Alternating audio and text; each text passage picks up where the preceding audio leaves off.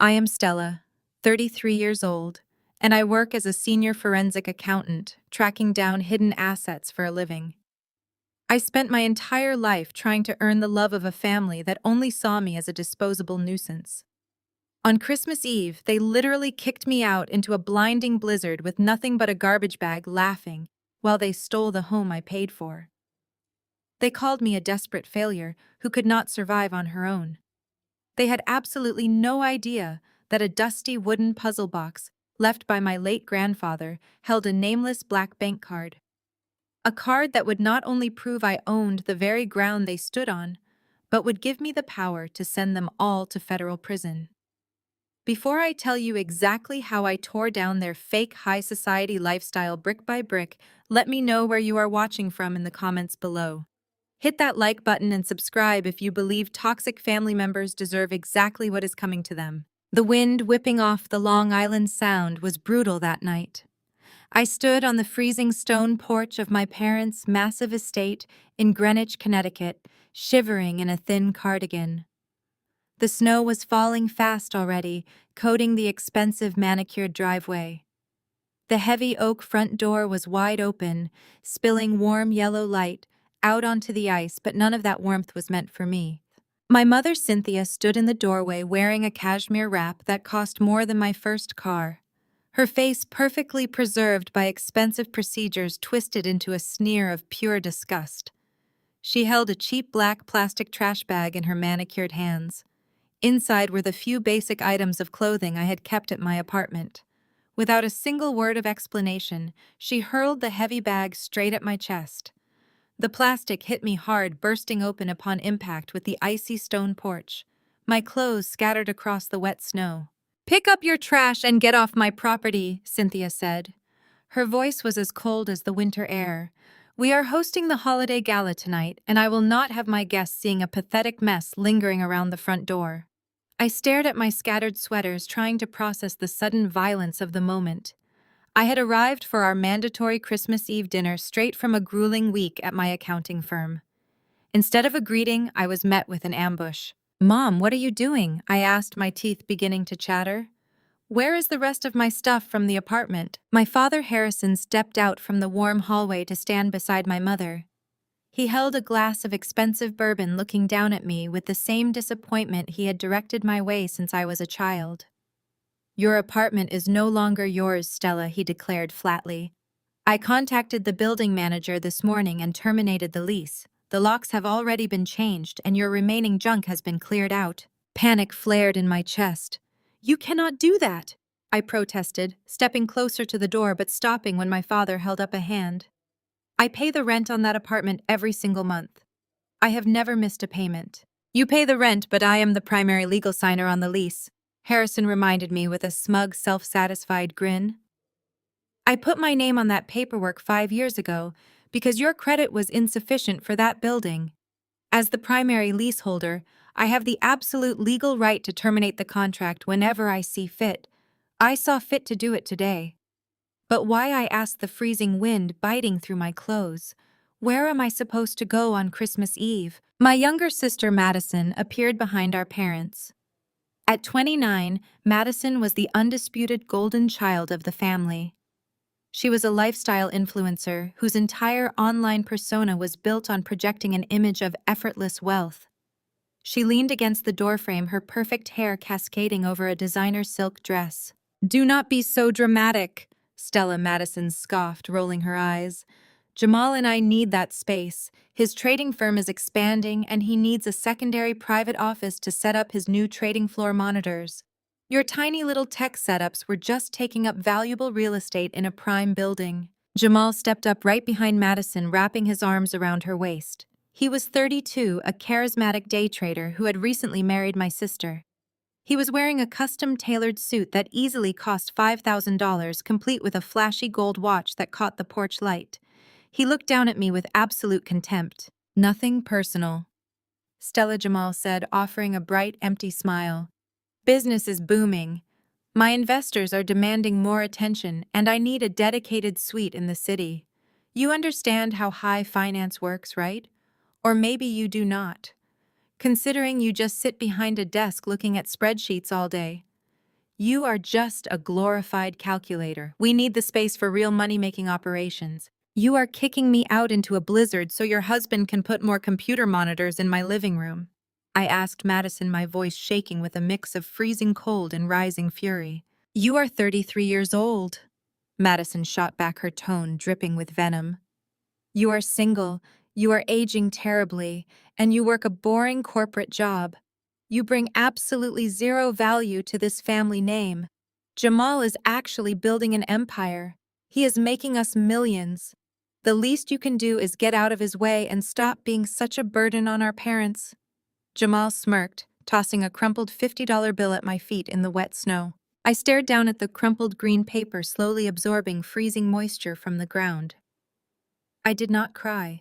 I did not yell. I did not give them the satisfaction of a reaction. I simply bent down, picked up the wet $50 bill, and put it in my pocket. I looked at my mother, my father, my sister, and her arrogant husband. I memorized the smug expressions on their faces. I turned my back on them without a single word. I walked down the long, winding driveway, leaving my scattered clothes behind in the snow. The heavy oak door slammed shut behind me. The cold cut straight through my thin cardigan, biting into my skin like tiny needles. The icy wind matched the absolute numbness taking over my mind. I walked for over 2 miles through the affluent streets of Greenwich. Massive mansions glowing with festive holiday lights mocked my situation. Families were inside, sitting by warm fireplaces, unwrapping gifts and sharing laughter. I kept walking until I reached a commercial intersection. Using Jamal's wet $50 bill, I hailed a rideshare to a cheap motel on the outskirts. I paid for a single night in cash. The room smelled of stale smoke. The radiator rattled violently, barely pushing out enough heat to thaw my frozen hands. I sat on the edge of the sagging mattress, still wearing my damp clothes. I pulled my small leather work tote onto my lap. It was the only item I had brought to my parents' house, expecting to have a miserable dinner and drive back to my apartment. I had no apartment to go back to now. My entire adult life had been erased with a single phone call from my father. But they had forgotten one crucial detail. They had completely forgotten about my grandfather. My grandfather, Charles, had been a brilliant, secretive real estate tycoon. He built an empire out of nothing. He was a hard man, pragmatic and sharp, but he had always treated me differently. He saw past my parents' shallow obsession with status. He saw the genuine analytical mind I possessed. Before he passed away 5 years ago, he summoned me to his hospital room. Everyone else was waiting in the hallway, eager to hear about their inheritance. Grandpa Charles handed me a small, intricately carved wooden puzzle box. It was heavy, crafted from dark walnut and sealed with a complex locking mechanism. I asked him what was inside. He gripped my hand with surprising strength for a dying man. I am giving them the illusion of control. He whispered, his eyes locking onto mine. Your father is a greedy, foolish man who cares only for appearances. Your mother is worse. I know exactly what they will do when I am gone. They will step on anyone to elevate themselves, and they will target you, because you do not play their sick games. Keep this box hidden. Do not let anyone know you have it. I promised him I would keep it safe. Then he gave me his final instruction. He told me to only open the box when they finally showed me their true faces. He said I would know exactly when that moment arrived. When they leave you with absolutely nothing, that is when you unlock it, he rasped. That is when you take it all back.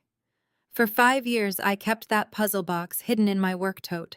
I brought it with me everywhere, terrified my family might snoop through my apartment and find it.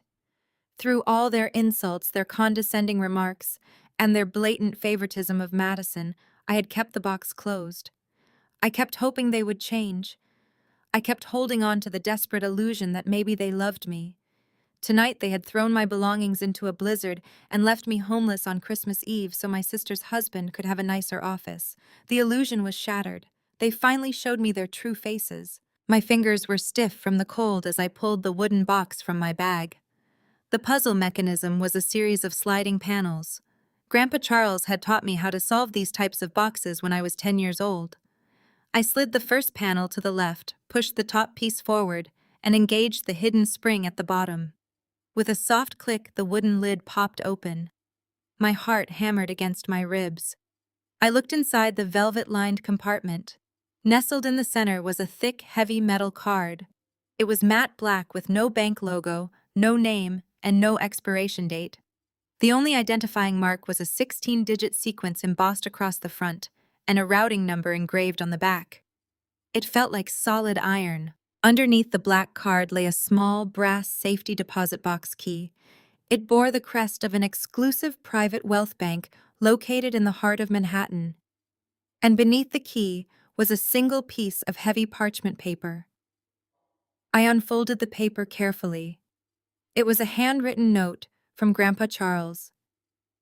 I read the words aloud in the quiet motel room. My dearest Stella, if you are reading this, the worst has happened. Harrison and Cynthia have let their greed consume them.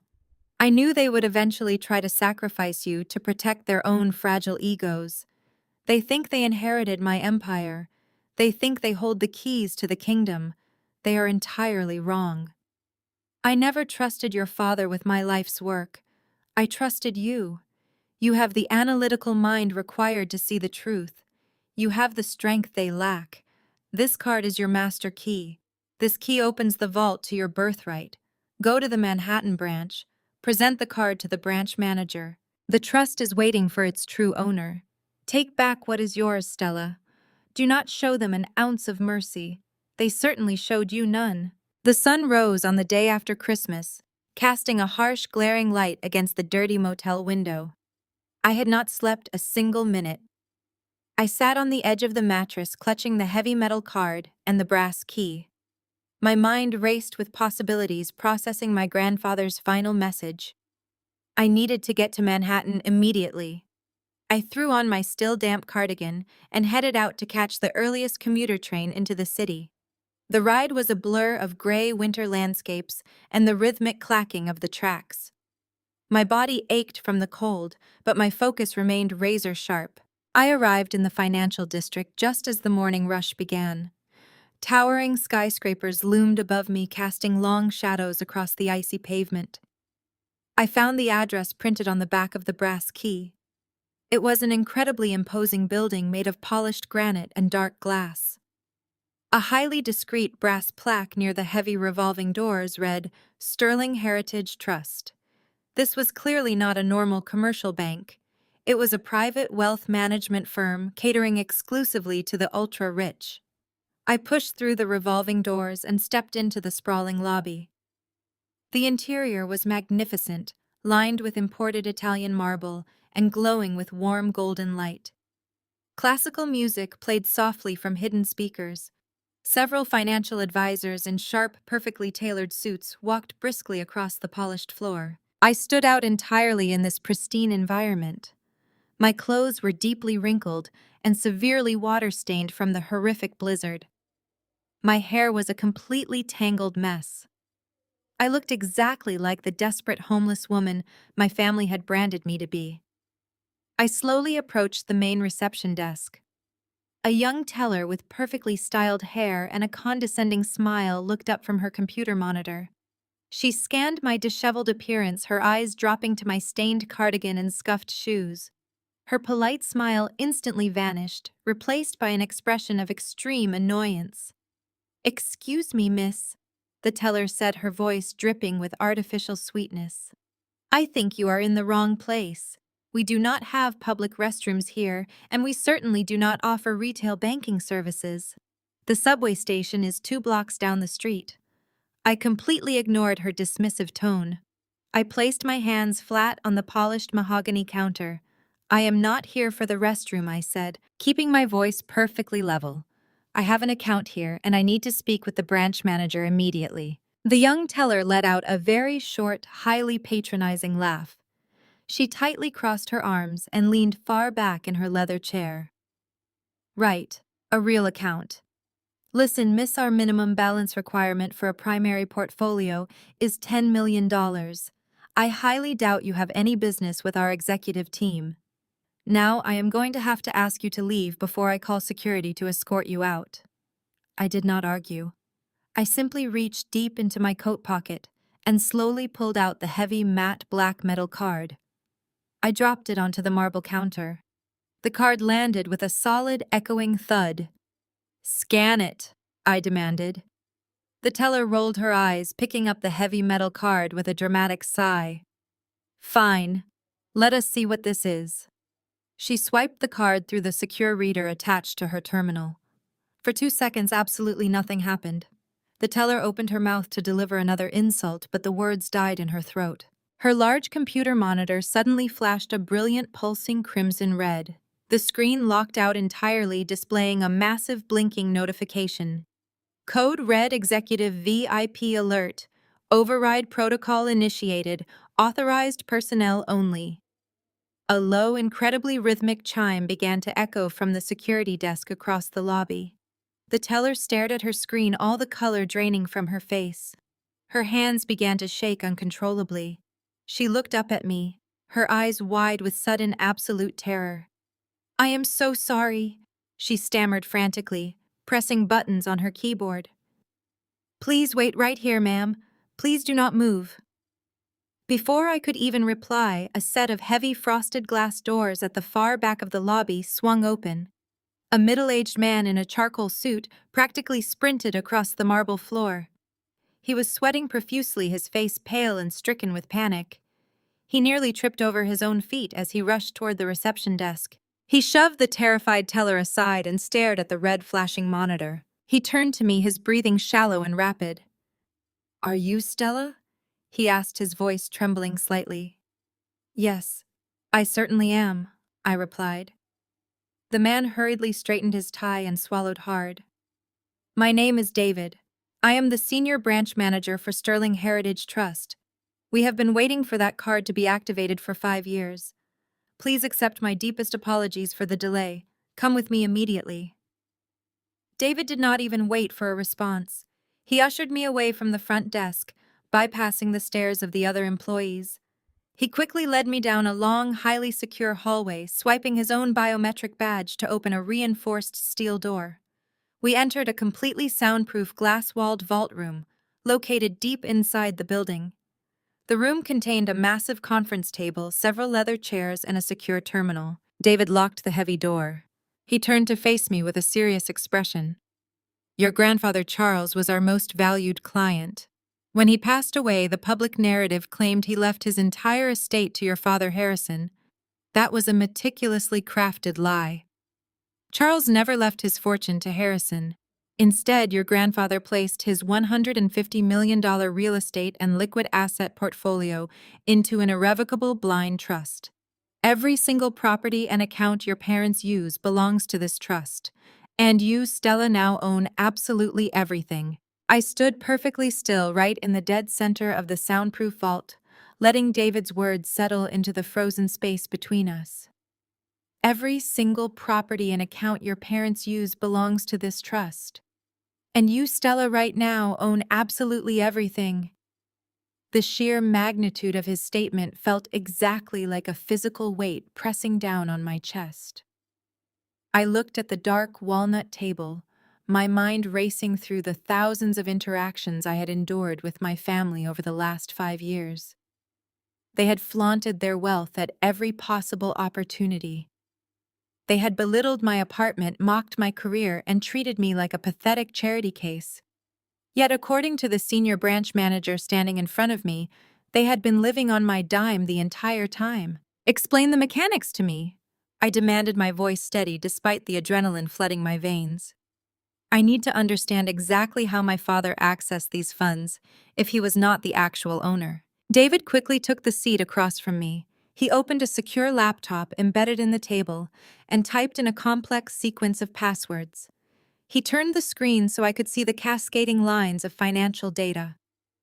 "Your grandfather Charles was a mastermind of corporate structuring," David explained, pointing to a central document. "He established the Charles Irrevocable Trust a decade ago. He named you as the sole executor and the primary beneficiary. However, he knew that leaving a massive fortune to you directly at a young age would make you a prime target for your parents' greed. So he designed a highly specific conditional mechanism. I leaned forward, studying the intricate legal clauses displayed on the monitor. What kind of mechanism? David tapped the screen. He structured it as a blind trust with a designated maturation date. Your parents, Harrison and Cynthia, were granted limited, highly regulated allowances. The legal framework was drafted to make them believe they had inherited the bulk of the estate. But in reality, they were legally classified as mere caretakers. They were given a monthly stipend and permission to reside in the primary properties strictly under the condition that they were managing the assets until your 33rd birthday. Your grandfather knew you would need time to build your own career, develop your forensic accounting skills, and learn how to navigate the world without relying on unearned wealth. He also knew your parents would eventually show their true colors. I felt a cold, sharp realization snap into place. Yesterday was my 33rd birthday. That was the exact day my father chose to legally terminate the lease on my apartment and throw me out into a blinding blizzard. It was not a random act of cruelty. It was a calculated, desperate strike. They knew the trust was maturing. They knew their time was running out. They wanted to destabilize me, ruin my credit, and force me into a position where I would be too desperate to challenge them for control of the estate. David brought up a secondary dashboard highlighting a list of specific assets. Let us review the current holdings, he said, his tone purely professional. The Greenwich mansion where your parents currently reside is fully owned by the trust. The fleet of luxury vehicles they drive, including the imported sports car your sister Madison parades on social media, are leased through a subsidiary corporation that you now completely control. My eyes narrowed as I scanned the list. I spotted a familiar corporate entity name near the bottom of the ledger. Wait, I said, pointing at the screen. What about Jamal's trading firm? My brother-in-law claims to be a self-made financial genius. He brags about his venture capital funding constantly. David let out a heavy sigh, adjusting his glasses. Your brother-in-law did not secure outside venture capital. 2 years ago, your father utilized his caretaker status to authorize a massive withdrawal from the trust's secondary liquidity pool. He used your money to provide the initial seed capital for Jamal's trading firm. Your grandfather's wealth funded that entire operation. Every single computer monitor Jamal purchased, every square foot of office space he rented, and that custom-tailored suit he wears, it was all paid for by your inheritance. The sheer audacity of their betrayal hit me like a freight train. Jamal had thrown a crumpled $50 bill at my feet.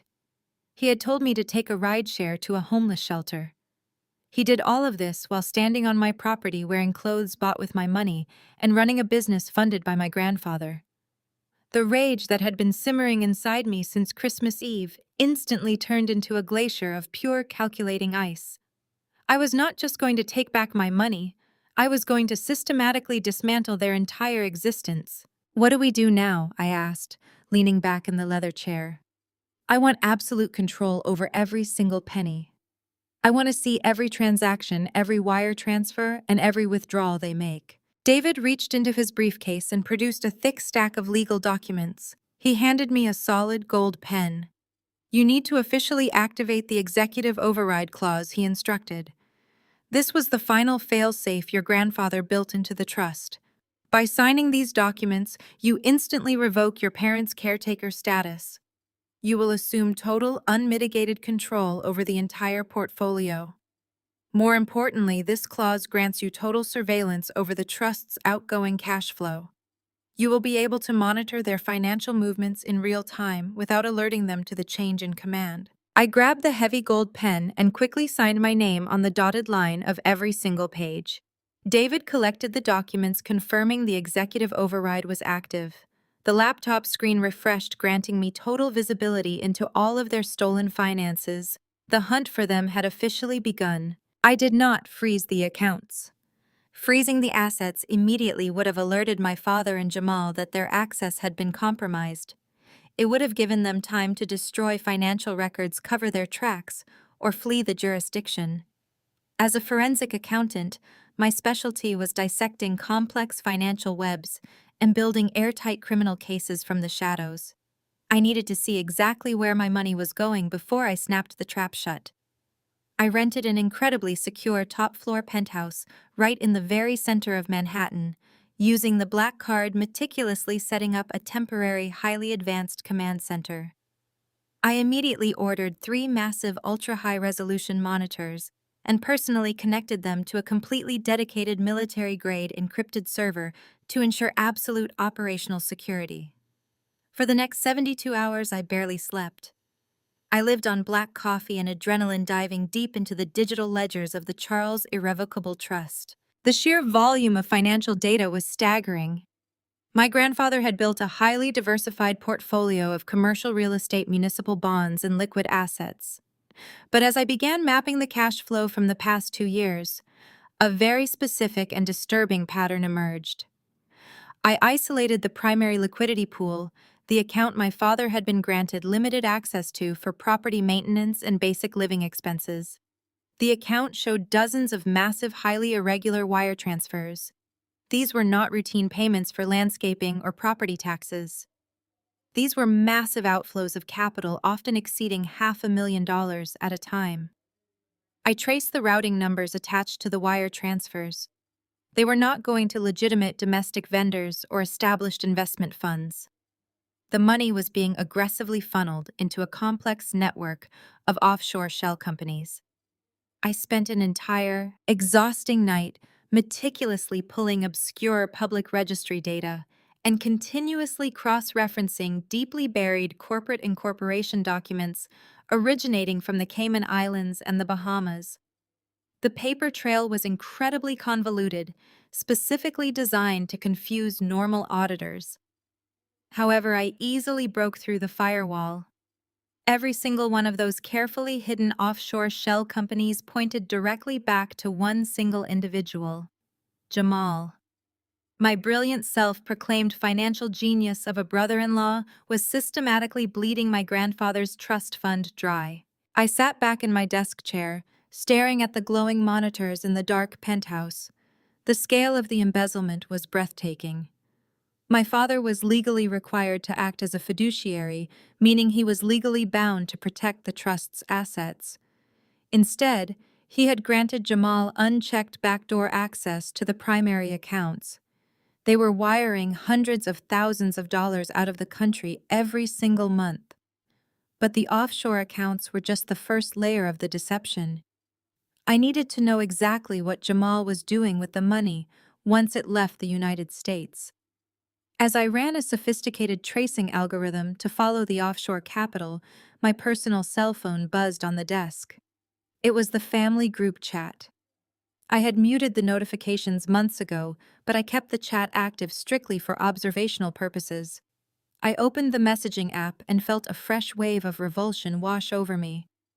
Madison had just uploaded a gallery of high-resolution photos. The location tag proudly displayed Aspen, Colorado. The first photo showed Madison and Jamal posing on the balcony of a massive ultra-luxury ski chalet. They were both wearing thousands of dollars worth of designer winter gear. Madison was holding a crystal flute of vintage champagne, smiling brightly at the camera. Jamal had his arm wrapped tightly around her waist, raising his own glass in a toast. The caption below the photo read, "Celebrating another record-breaking quarter for my amazing husband. Hard work pays off." Next stop, the private slopes. A string of enthusiastic replies immediately followed from my parents. My mother, Cynthia, sent a row of heart emojis. "You two look absolutely stunning," she typed.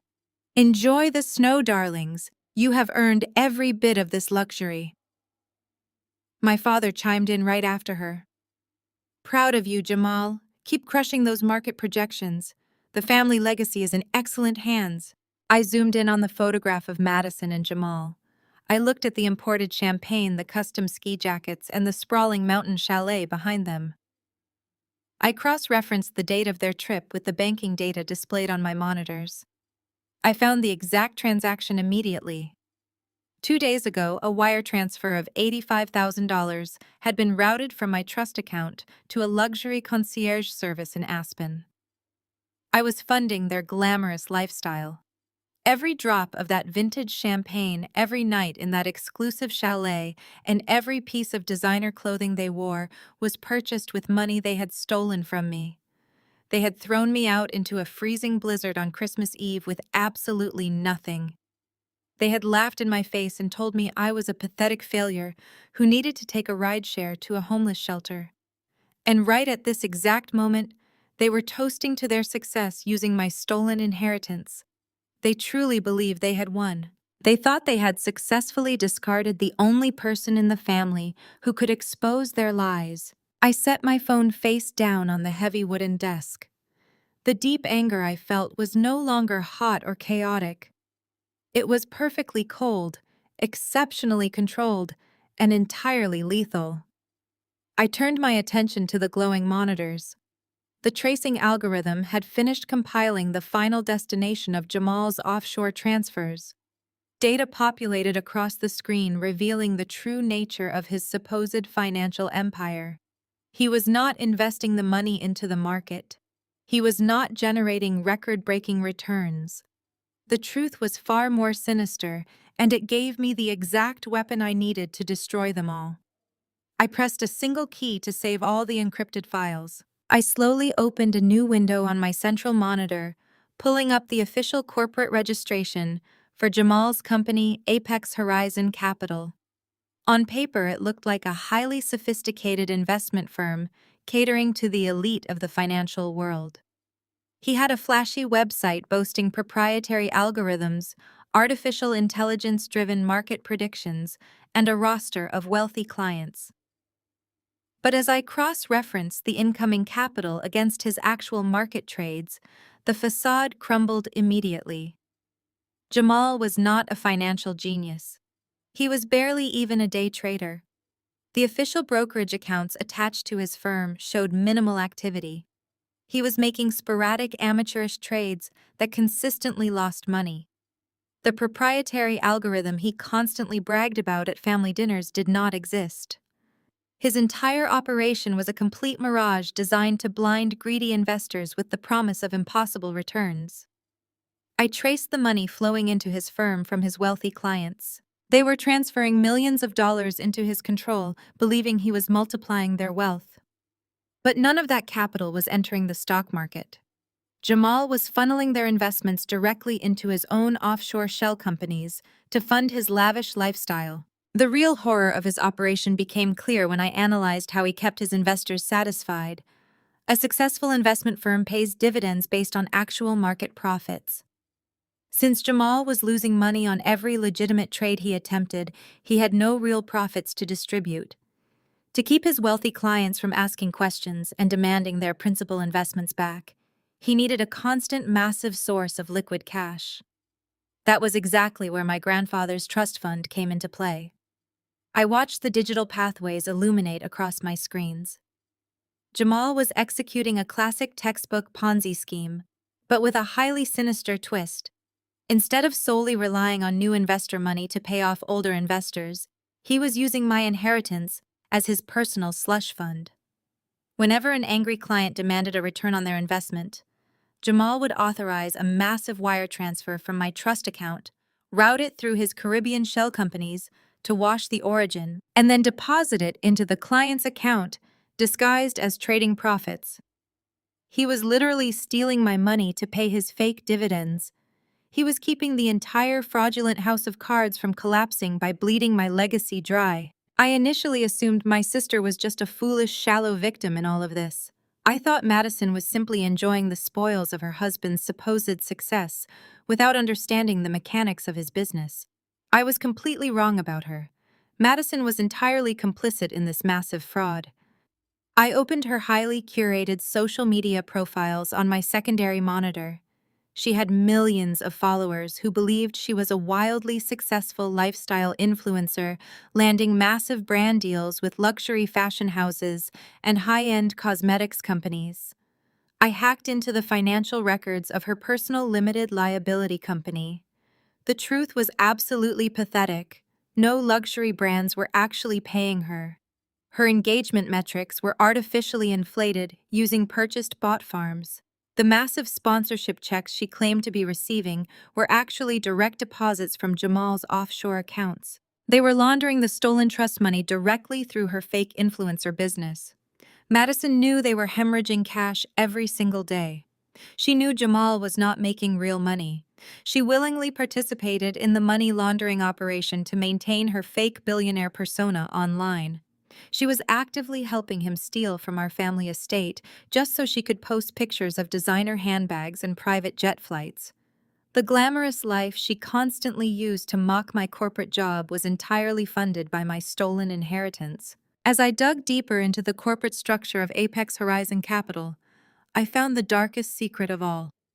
Running a Ponzi scheme of this magnitude required a massive amount of initial leverage.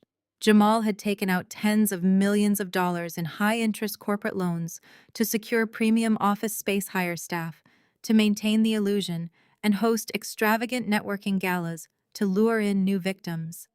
But Jamal had terrible credit before marrying my sister.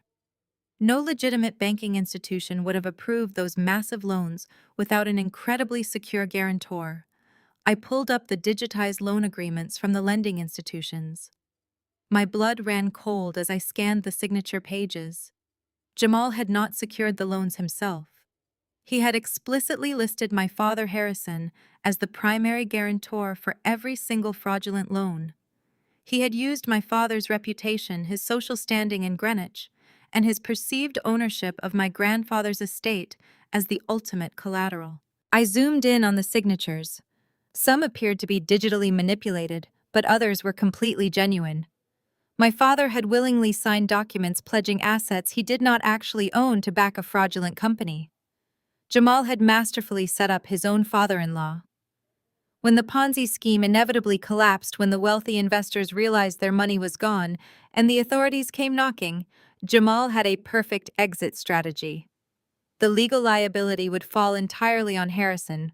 My father had kicked me out into a freezing blizzard to protect a man who was actively framing him for federal financial crimes. They had all betrayed me, but they were also secretly destroying each other.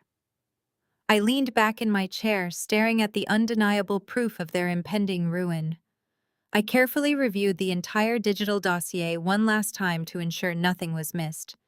Every single legal document I downloaded was impeccably organized in folders. Every single illicit transaction was perfectly highlighted and thoroughly tracked. I had all the offshore routing numbers, the fake dividend payouts, the laundered influencer money, and the fraudulent loan guarantees.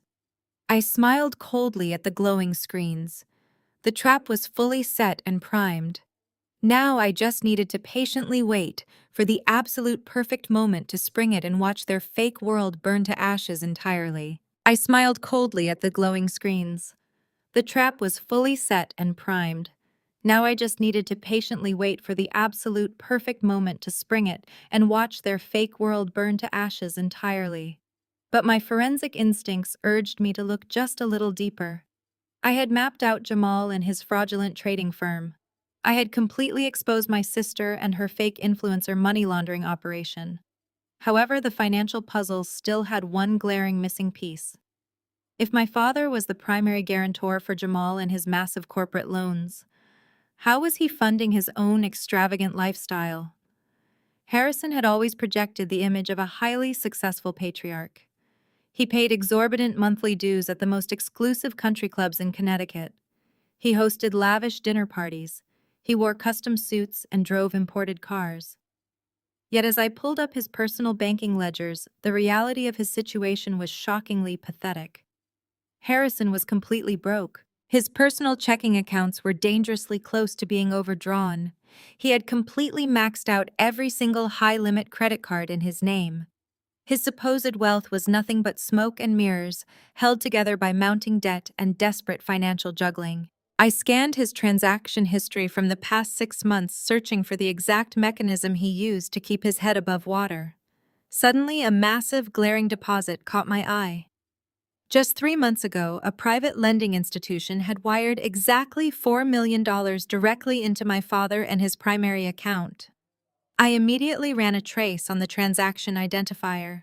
The transfer was not a business loan or a liquid asset liquidation. It was a massive home equity payout.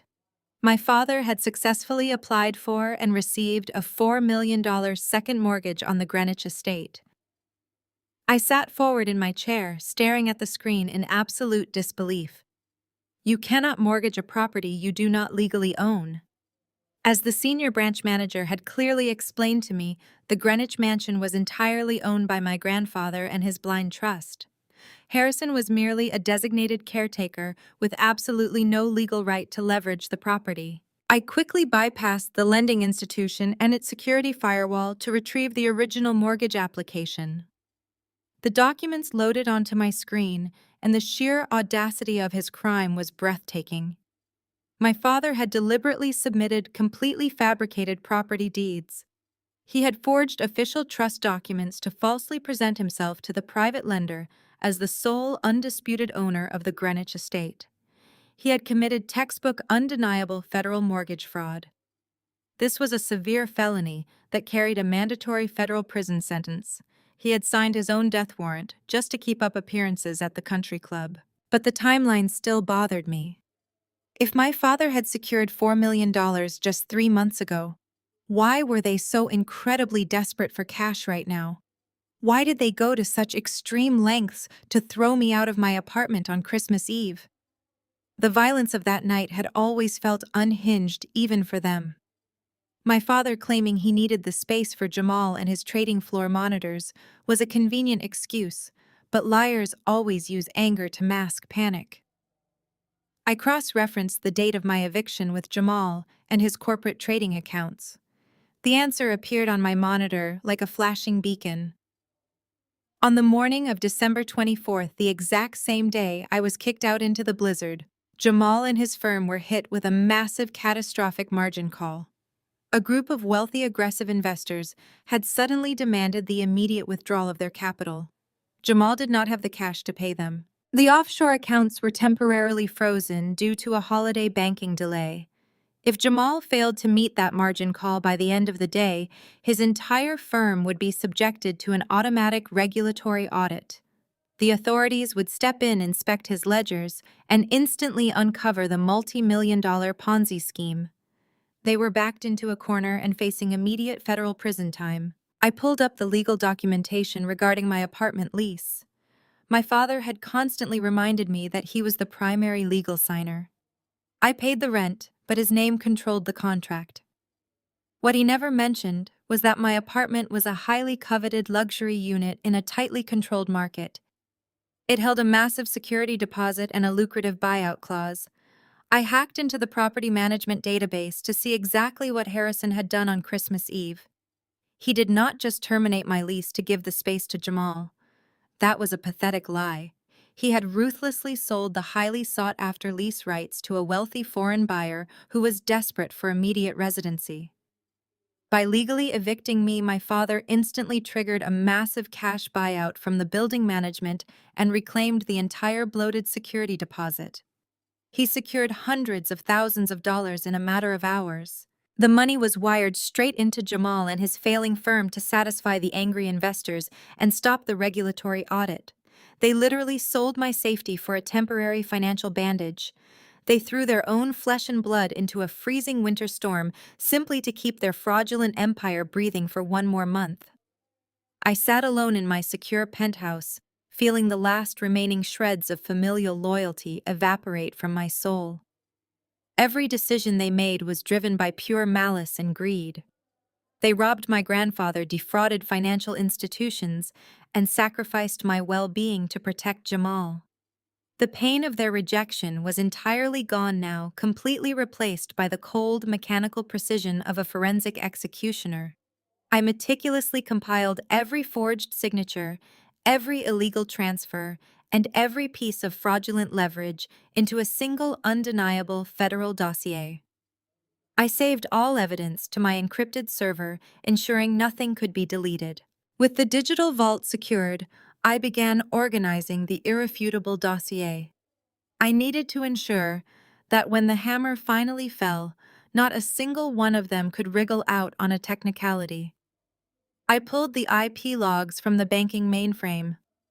The data showed that every wire transfer sent to the Cayman Islands originated from the exact IP address assigned to Jamal and his heavily monitored trading floor.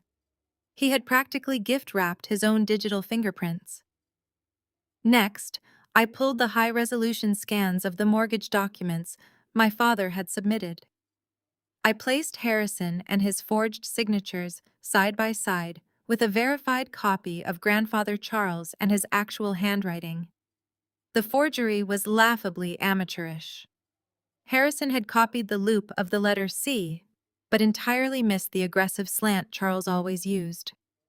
I packaged the IP logs, offshore wire receipts, fake dividend payouts, and forged mortgage application into a master file. I backed up the entire federal dossier onto 3 separate encrypted flash drives. The evidence was absolutely bulletproof, but presenting it to the authorities right now would just lead to a quiet arrest. A quiet arrest was far too merciful for what they had done to me.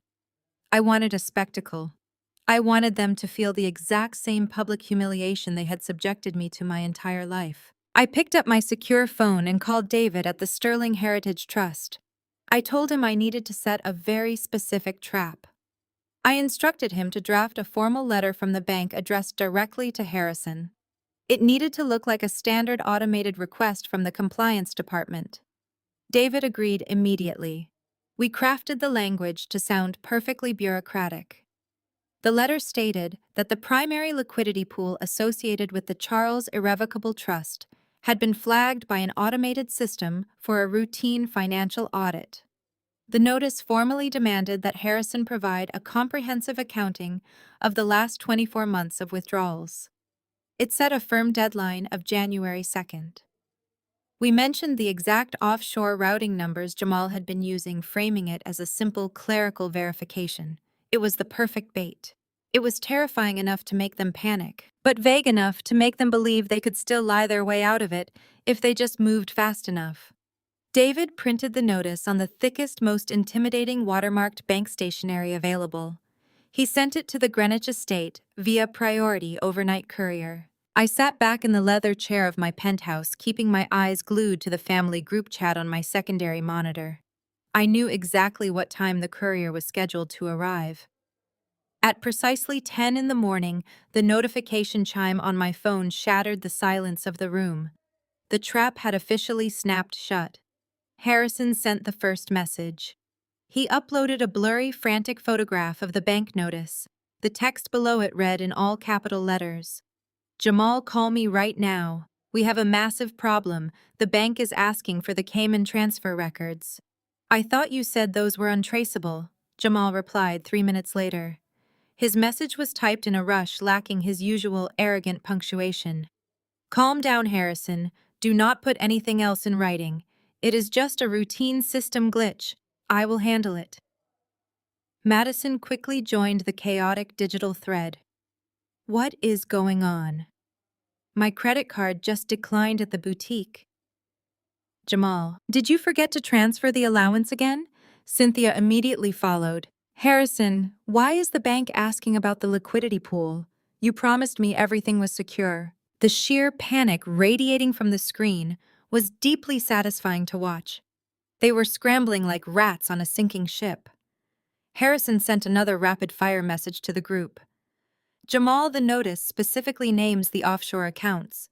If they run a full audit on the estate, they will see the second mortgage. They will see the missing seed capital. We are going to lose the house." Jamal tried to regain control of the narrative. "I said I will handle it, Harrison. The bank does not know anything yet. It is just an automated compliance check. They do this at the end of the fiscal year. We just need to show them a temporary influx of capital to balance the ledger before the deadline. We need to raise more liquidity right now to cover the gap." Madison typed back, her panic matching our father. "How are we supposed to raise that much cash by January 2nd?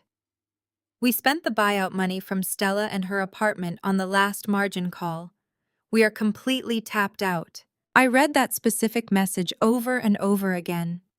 Hearing Madison casually admit that my eviction was nothing but a quick cash grab cemented my total lack of empathy. Jamal replied to his frantic wife with his signature brand of delusion. "We throw a party, a massive high-ticket investment gala for New Year's Eve. I will pitch the new algorithm to my top-tier clients. If I can secure $5 million in fresh capital by midnight, I can route it back into the trust account and balance the books before the bank opens on the 2nd. It will satisfy the automated audit and we will be completely in the clear. Harrison agreed immediately. Yes, a gala. We will host it at the downtown hotel. We have to make it look incredibly exclusive. Cynthia, start making the guest list. We need every wealthy investor in Connecticut in that room. The audacity of their plan was truly staggering. Instead of stopping, they were doubling down. They were about to invite the richest people in the state into a room and beg them to fund a failing criminal enterprise. They honestly believed they were outsmarting the system. They had absolutely no idea that I was the one pulling the strings, dictating their every single move. The preparations for the New Year's Eve charity gala began with a sickening level of extravagance. Through my surveillance access, I watched the digital paper trail as my father and Jamal scrambled to pull off the biggest con of their lives. They had less than a week to orchestrate a high society event that would normally take months of meticulous planning. They booked the grand ballroom at the most expensive and prestigious hotel in downtown Greenwich. They hired a Michelin-starred catering team, ordered thousands of imported white roses, and secured a live orchestral band to provide the perfect ambiance of old money legitimacy. Because their personal accounts were utterly depleted, Harrison actually had the audacity to charge the massive event deposits directly to a corporate credit card tied to my grandfather's trust. They were using my stolen money to fund the very party designed to cover up their theft. The invitations were sent out via expedited courier to the wealthiest elite in Connecticut. They targeted vulnerable high-net-worth individuals, mostly wealthy retirees, widowed socialites, and aggressive venture capitalists hungry for the next big score. To ensure a massive turnout, Cynthia marketed the entire evening as an exclusive charity event benefiting underprivileged youth in the technology sector. It was an absolutely brilliant, deeply evil psychological tactic. People are always far more willing to open their checkbooks when they believe they are doing a good deed while simultaneously getting rich. But the charity was just a phantom front. The real objective was the silent auction and the subsequent private presentation Jamal had scheduled for the stroke of midnight. I intercepted the digital presentation deck Jamal planned to project during the gala. It was a masterpiece of financial fiction. He had fabricated charts showing completely impossible upward market trajectories. He invented complex mathematical jargon to describe his supposedly revolutionary artificial intelligence trading algorithm. The pitch was incredibly aggressive. He was offering a limited-time opportunity for the gala attendees to invest in a brand-new ultra-exclusive tech fund. He promised guaranteed quarterly returns of 20%. Any seasoned forensic accountant would spot the fraud instantly, but to a room full of eager champagne-drunk socialites trusting my father's pristine reputation, it would look like the opportunity of a lifetime. Jamal's actual plan was sickeningly simple. The moment those wealthy investors wired their millions into his new phantom tech fund, he would illegally divert the capital. He planned to immediately transfer $5 million straight into the Charles Irrevocable Trust's primary liquidity pool. By depositing that stolen investor money into the trust account before the January 2nd deadline, the ledger would temporarily look perfectly balanced. The automated compliance audit would be satisfied, the bank would drop the inquiry, and Jamal and Harrison would avoid federal prison. They were simply building a brand new Ponzi scheme to bail out the original Ponzi scheme, destroying dozens of new lives just to save their own pathetic skins. While they frantically constructed their criminal masterpiece, they still found the time to direct their cruelty toward me. I was sitting at my command center desk reviewing the fake charts Jamal had designed when my phone screen lit up. It was a direct text message from my sister. Madison had not spoken to me since the night she watched me walk into the blizzard. I opened the message. It was a photograph of Madison standing in the hotel ballroom pointing at a large stack of glossy VIP guest lanyards. The text below the image read exactly as I expected. Hope you are enjoying the cheap motel. Just wanted to give you a heads up. Do not even bother trying to show up to our New Year's Eve gala to beg for a job or a handout. We gave a printed photograph of your face to the head of security. If you step within 50 feet of the red carpet, they have strict orders to physically throw you out into the street where you belong. Happy New Year, loser. I stared at the glowing screen of my phone. The message was meant to crush my spirit. Madison wanted me to feel isolated, helpless, and completely excluded from their glittering world. She wanted to remind me that she was the glamorous golden child hosting the social event of the season, while I was the discarded trash rotting in a roadside motel. Instead of feeling hurt, I felt a deep, resonant surge of pure satisfaction. The sheer arrogance of her message was the final confirmation I needed. They were so blinded by their own narcissism that they could not see the massive guillotine swinging down directly toward their necks. They thought they had successfully locked me out of the building. They had absolutely no idea that I actually owned the building, the security team, and the very ground they were standing on. I did not reply to Madison's hateful message. Silence was a far sharper weapon. I let her continue believing she held all the power. Let her enjoy her champagne and her stolen designer dresses for a few more days. Let Harrison shake hands with his wealthy friends and pretend he was a titan of industry. Let Jamal stand on that stage and sell his fraudulent dreams to the highest bidders. I wanted them to climb as high as they possibly could. I wanted them to reach the absolute peak of their arrogance and feel completely invincible. Because the higher they climbed, the more devastating the impact would be when I finally shattered their glass floor. I turned my attention away from the phone and back to my secure, encrypted server. The trap they were setting for their new investors was the exact mechanism I needed to seal their fate forever. It was time to stop watching from the shadows and prepare for the main event. I reached for the phone and dialed the direct contact number for the federal authorities. I was finally ready to burn their empire. I left my secure penthouse and took a private car directly to the federal building in Lower Manhattan. I was not walking in blind. During my career as a senior forensic accountant, I had cultivated highly valuable relationships with top investigators. I bypassed the standard public reception area and rode the restricted elevator straight up to the white-collar crime division.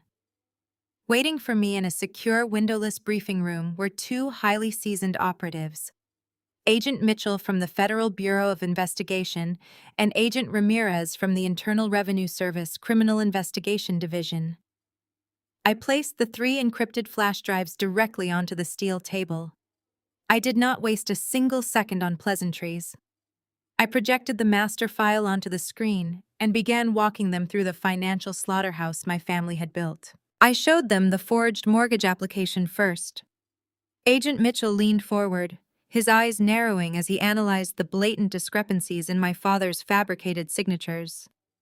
I quickly followed up with the banking logs demonstrating exactly how Harrison leveraged the fake property deeds to secure a $4 million payout from a private lending institution. That alone constituted federal mortgage fraud, but it was merely the opening act. I pulled up the routing numbers associated with Jamal and his supposed venture capital firm. I showed Agent Ramirez how the initial seed money was illegally drained from my grandfather's blind trust. Then I displayed the irrefutable proof of the offshore wire transfers. I tracked the stolen funds moving from Connecticut to the Cayman Islands and back into the personal accounts of wealthy investors. I showed them the fake dividend payouts and the artificial inflation of Madison and her fraudulent lifestyle brand. Agent Ramirez let out a low whistle, crossing his arms as he stared at the staggering flow of illicit cash. "This is a highly sophisticated multi-million-dollar Ponzi scheme," he stated, his voice laced with professional disbelief. "They are washing stolen inheritance money through international channels to pay off their early investors. The wire fraud alone carries a 20-year federal sentence per count." Agent Mitchell immediately stood up and grabbed the secure phone on the conference table. Because the fraud involved federal banking systems, interstate commerce, and international wire transfers, the authorities had absolute jurisdiction. Within 10 minutes, he had secured authorization from his superiors to open a massive covert joint task force. The wheels of the federal justice system began turning with terrifying speed. However, I knew we needed one final undeniable piece of evidence to ensure Jamal could never negotiate a plea deal. We needed to catch him in the absolute act of soliciting new funds to keep his criminal enterprise alive. I pulled up the digital invitation for the New Year's Eve charity gala. I explained their desperate plan to the federal agents. Jamal intends to stand on a stage tomorrow night and pitch his fake artificial intelligence trading algorithm to a room full of the wealthiest retirees and investors in Connecticut. He needs to raise $5 million before midnight to satisfy the automated audit notice I intentionally triggered. Agent Mitchell studied the gala itinerary. If we arrest them right now, Jamal will claim the offshore accounts were just a bad business decision. He will blame market volatility and try to shield himself behind corporate bankruptcy protections. But if we let him take that stage, if we let him actively solicit millions of dollars from live investors under false pretenses, it instantly becomes a slam-dunk racketeering case. Agent Ramirez completely agreed. We hold off on the arrests, he decided. We let them throw their extravagant party. We allow Jamal to present his fraudulent charts to the crowd. The moment he publicly asks for their capital and attempts to execute a wire transfer, we move in and seize everything. The strategy was perfectly aligned with my ultimate goal. I wanted them to experience the sheer crushing weight of public humiliation. We spent the next 6 hours meticulously planning the logistical execution of the sting operation. The Joint Task Force quickly mobilized a team of undercover operatives. Several highly trained agents would infiltrate the gala, posing as wealthy, aggressive venture capitalists, eager to invest in Jamal and his new tech fund. They would wear concealed recording devices to capture every single lie Jamal uttered during his midnight presentation. Meanwhile, tactical units from both federal agencies would quietly secure the entire perimeter of the hotel.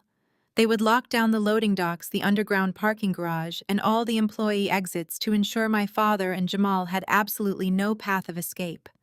We integrated the hotel security framework into our operation. Because my grandfather's trust was ultimately paying for the venue rental, the hotel management was legally obligated to comply entirely with my directives. I had the general manager quietly reassign the standard event bouncers and replace them with undercover federal agents dressed in formal black tie attire. As the briefing concluded, Agent Mitchell looked at me with a profound sense of respect. "I have worked in financial crimes for 15 years, he said, packing the encrypted drives into an evidence lockbox. I have never seen a victim dismantle an operation with such cold, calculated precision. You handed us a fully prosecuted case tied up with a neat little bow." "I am not a victim," I replied, staring at the projected image of my family smiling in Aspen. "I am the executor of the Charles Irrevocable Trust, and I am simply taking out the garbage." I walked out of the federal building as the sun began to set over the frozen city. The icy wind howled through the concrete canyons, but I did not feel the cold anymore. My parents thought they had silenced me. Jamal thought he was untouchable. They were blissfully preparing to host the social event of the season, completely unaware that the guest list now included the Federal Bureau of Investigation. The final curtain was falling.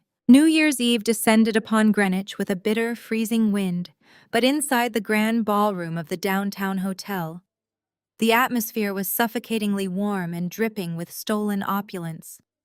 Crystal chandeliers cast a brilliant golden glow over the sprawling room. The space was absolutely packed with the most powerful elite in Connecticut. Wealthy investors, prominent local politicians, and aging socialites, draped in diamonds, mingled around towering ice sculptures and tables, overflowing with imported caviar. Waiters in crisp white tuxedos glided flawlessly through the massive crowd, carrying silver trays loaded with crystal flutes of vintage champagne. Every single detail of the extravagant decor was designed to project an aura of absolute financial invincibility. It was the perfect glittering facade for a crumbling criminal empire. I stepped out of the Blacktown car and placed my heels onto the red carpet leading up to the main entrance.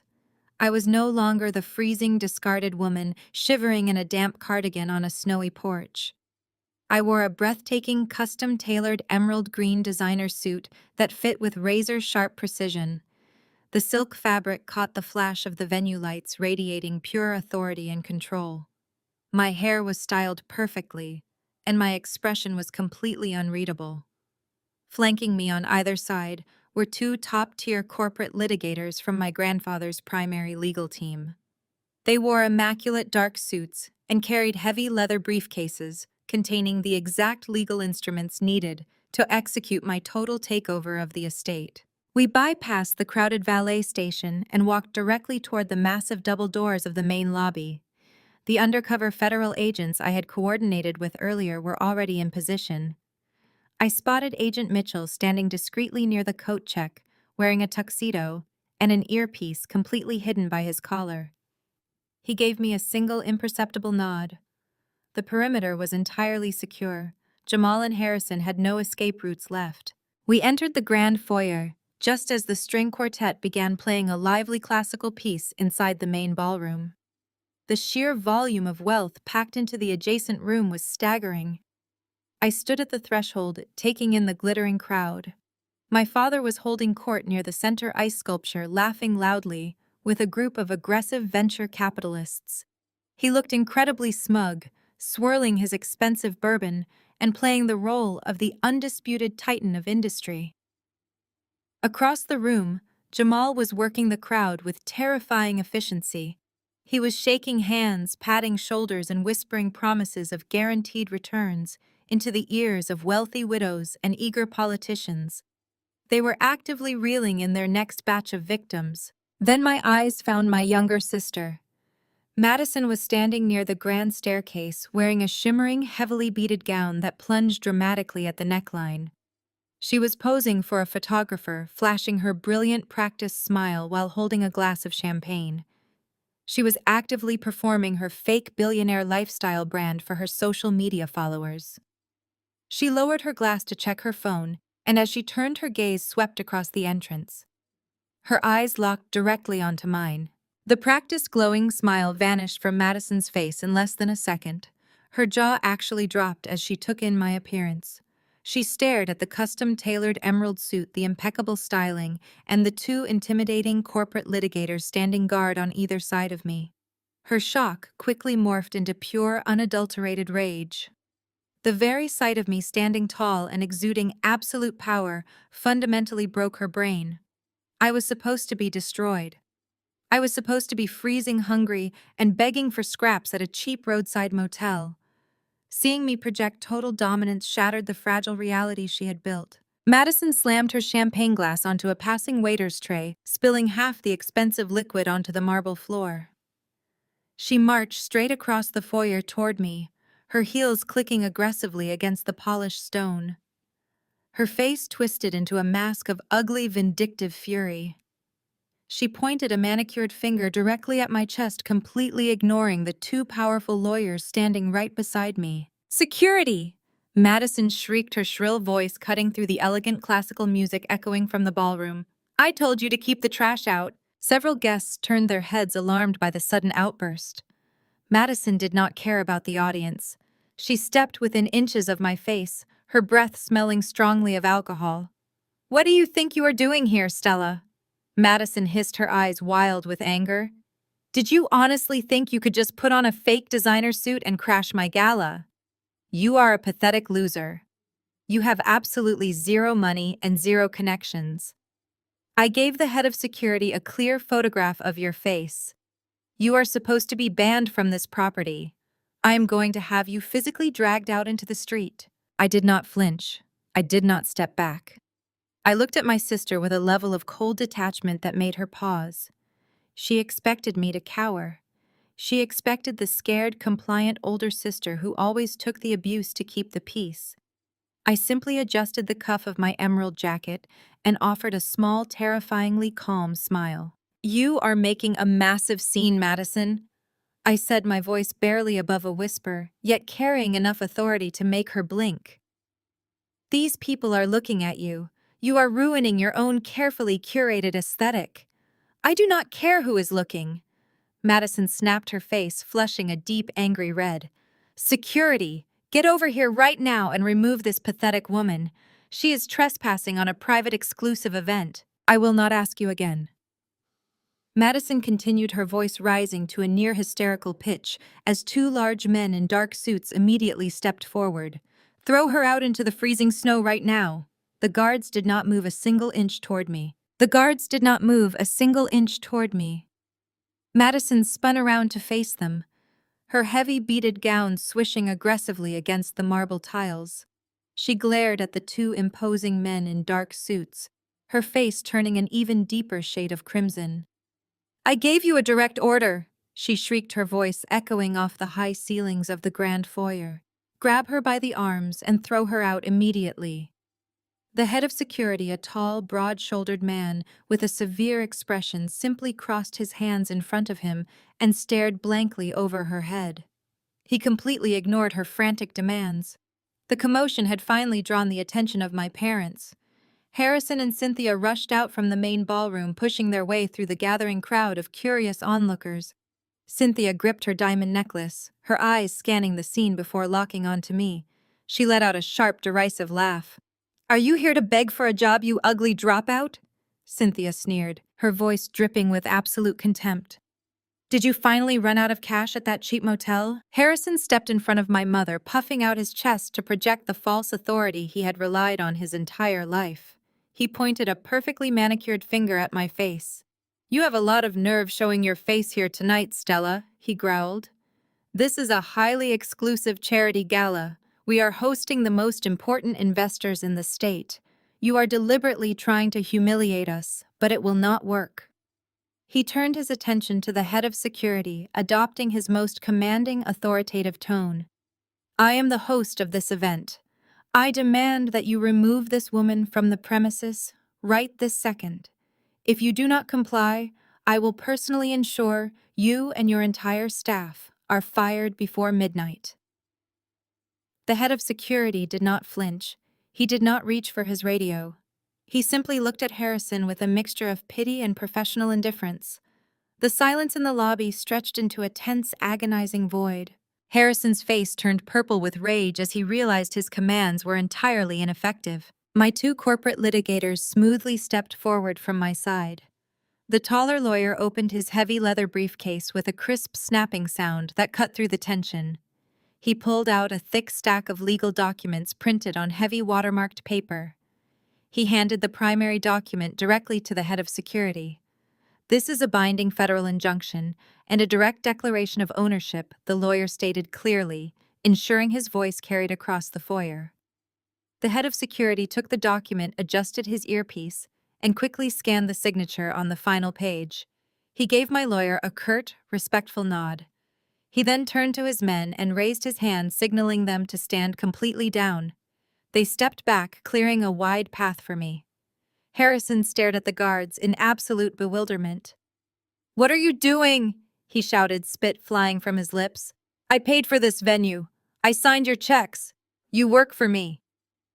I stepped forward, closing the distance between my father and myself. I looked him dead in the eyes, my expression utterly devoid of any mercy or hesitation. "You do not employ security tonight, Harrison," I stated calmly. "The Charles Trust does, and as the sole executor, I am their boss. Step aside." The color drained from my father's face so fast he looked physically ill. He stumbled backward, nearly tripping over the edge of a lavish floral arrangement. Cynthia gasped, grabbing his arm to steady him. Her previously arrogant sneer dissolved into an expression of pure, unadulterated horror. "What did you just say?" Cynthia stammered, her voice shaking violently. "What do you mean you are the executor? That is impossible. Harrison controls the trust. We control the estate. You are just a dropout. You have nothing. You are absolutely nothing." I smoothed the lapel of my custom emerald green suit. "I have everything," I corrected her.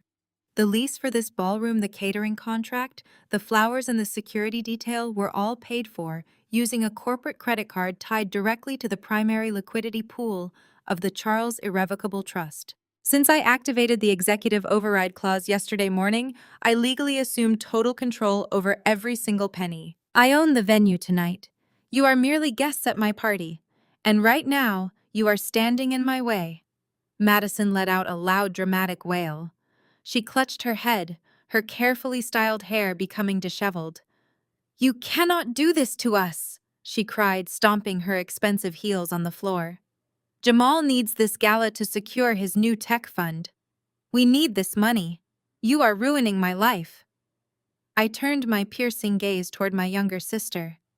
"The dress you are wearing was purchased with funds stolen from my inheritance," I said, my voice sharp and cutting. "Your entire life is a complete illusion built on stolen cash and fake brand deals. The charade ends tonight." Harrison finally found his voice again, though it trembled with barely contained panic. "You are bluffing," he hissed, trying to reclaim a fraction of his shattered dignity. "You hacked into our accounts. This is cyber terrorism. I am calling the police right now. I will have you arrested for fraud and trespassing." He frantically reached into his tuxedo pocket and pulled out his cell phone, his fingers slipping on the screen. I smiled at my father's empty threat. "Please call them," I encouraged, taking a step forward. "Call the authorities and tell them exactly what you have done with the offshore wire transfers and the forged property deeds. I am sure they would love to hear your confession." I slowly brushed past my petrified family and walked straight into the dazzling ballroom. It was time to burn their fraudulent empire to the absolute ground. I left my parents standing frozen in the grand foyer and stepped into the dazzling main ballroom. The sheer scale of the deception was magnificent. Hundreds of the wealthiest individuals in Connecticut were gathered beneath towering crystal chandeliers, clinking their champagne flutes and murmuring excitedly about the exclusive investment opportunity of the decade. Waiters navigated through the sea of designer gowns and custom tuxedos, offering silver trays loaded with hors d'oeuvres. The air hummed with the electric energy of extreme wealth and unbridled greed. I moved through the dense crowd like a phantom in my emerald green suit, my two corporate litigators trailing silently right behind me. Nobody paid any attention to me. All eyes were completely fixed on the raised stage at the far end of the room. Jamal was standing in the very center of the platform, bathed in a warm, focused spotlight. He looked incredibly polished, wearing his expensive bespoke suit and projecting absolute confidence. Behind him, three massive projector screens displayed sleek, looping animations of rising stock graphs and complex streams of digital data. He paced the stage with the practiced rhythm of a megachurch pastor holding a wireless microphone and capturing the undivided attention of every single person in the room. "We are standing on the precipice of a financial revolution," Jamal announced, his smooth baritone voice echoing through the state-of-the-art sound system. For decades, the global markets have been controlled by the traditional gatekeepers. Wall Street has hoarded the wealth using outdated models and archaic systems to dictate who wins and who loses. But at Apex Horizon Capital, we have shattered those old paradigms entirely. We do not rely on human intuition or outdated metrics. We rely on the future.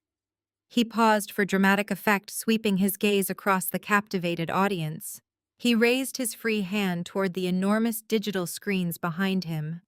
"Our proprietary artificial intelligence trading algorithm is the most advanced predictive software ever created." Jamal continued, his tone swelling with manufactured passion. "It processes millions of global data points per second. It anticipates market fluctuations before they even occur. It completely eliminates human error and emotional trading. Because of this unparalleled technology, we are able to offer our select partners guaranteed quarterly returns of 20%. The crowd let out an audible murmur of awe. I saw prominent local politicians nodding in agreement, and wealthy retirees leaning forward in their seats, their eyes practically shining with dollar signs. They were entirely mesmerized by the sheer magnitude of his promises. They were practically lining up to hand over their life savings. Jamal offered a humble, charming smile. "Tonight we are opening our doors to a select group of visionary investors," he declared. "We are offering you the rare chance to bypass the old system and join a brand new era of limitless financial growth." But this specific funding round closes exactly at midnight. Once the clock strikes 12, the window of opportunity shuts completely. I continued walking deliberately along the far right wall of the massive ballroom, keeping to the shadows cast by the heavy velvet drapes. I observed the undercover federal agents seamlessly blending into the crowd. They were dressed impeccably, holding champagne flutes, pretending to hang on to every single word of Jamal and his fraudulent pitch. They were waiting for the exact moment he directly solicited the illegal funds. My target was not the stage just yet. My immediate destination was the elevated audio-visual control booth located at the back corner of the room. The booth was elevated on a raised platform, heavily shielded by tinted glass, and operated by a team of professional technicians hired by the hotel venue. I climbed the short flight of carpeted stairs and pushed open the door to the booth. The lead technician, a young man wearing heavy headphones, turned around with a sharp glare, ready to kick me out of his restricted workspace. I did not give him the chance to speak. I simply gestured to the senior corporate litigator standing right beside me. My lawyer swiftly produced a legally binding document and handed it directly to the technician. The venue management has been fully apprised of the ownership transfer, my lawyer stated with absolute authority. This entire event is funded by the Charles Irrevocable Trust. The executor of that trust is standing right here. You take your directives solely from her effective immediately. The technician read the document, his eyes widening as he recognized the signature of the hotel general manager authorizing the takeover. He immediately pulled off his headphones and nodded at me, stepping back from the massive digital control console. Give me full access to the primary display feeds, I commanded, and cut the microphone on the stage right now. The technician did exactly as he was instructed. He flipped a series of heavy switches on the soundboard. Down on the stage, Jamal was right in the middle of his grand sweeping conclusion. The future of wealth is not inherited, it is engineered, Jamal declared, raising his hands toward the ceiling. And tonight together we are going to engineer a legacy that will last. For his smooth, booming voice suddenly cut out completely. The powerful sound system went entirely dead. Jamal tapped the side of his microphone, his confident smile faltering for a fraction of a second as he realized the audio equipment was completely unresponsive. A confused murmur rippled through the massive crowd of wealthy investors. They exchanged uncertain glances, wondering if this technical malfunction was a planned part of the presentation. I leaned over the complex control board and quickly plugged my encrypted flash drive directly into the primary video server.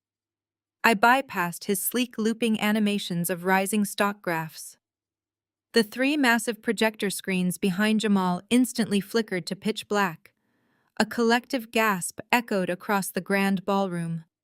Then the screens flashed back to life, projecting the stark, highly classified financial documents I had compiled. The trap was sprung. I left the audio-visual control booth and descended the short flight of stairs, stepping back onto the plush carpet of the main ballroom.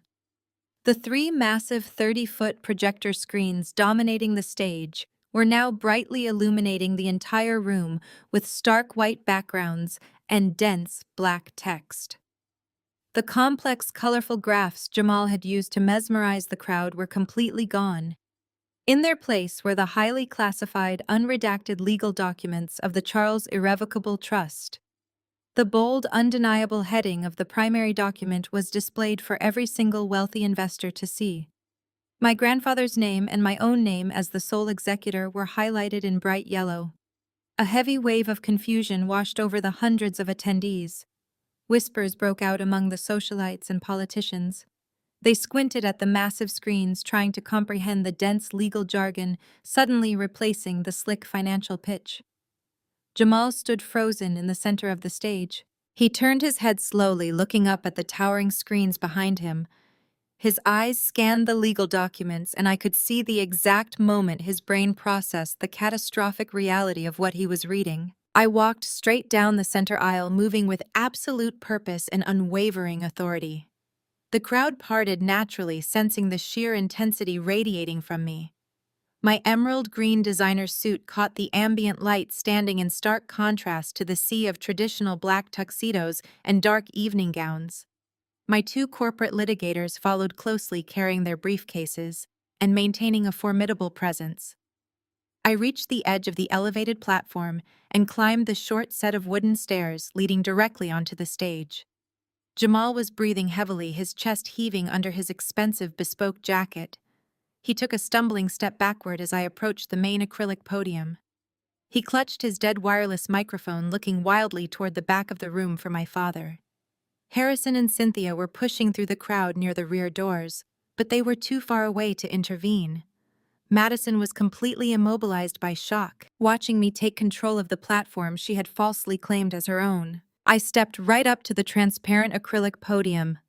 A secondary hardwired microphone rested on the stand, completely independent of the wireless system the technician had killed.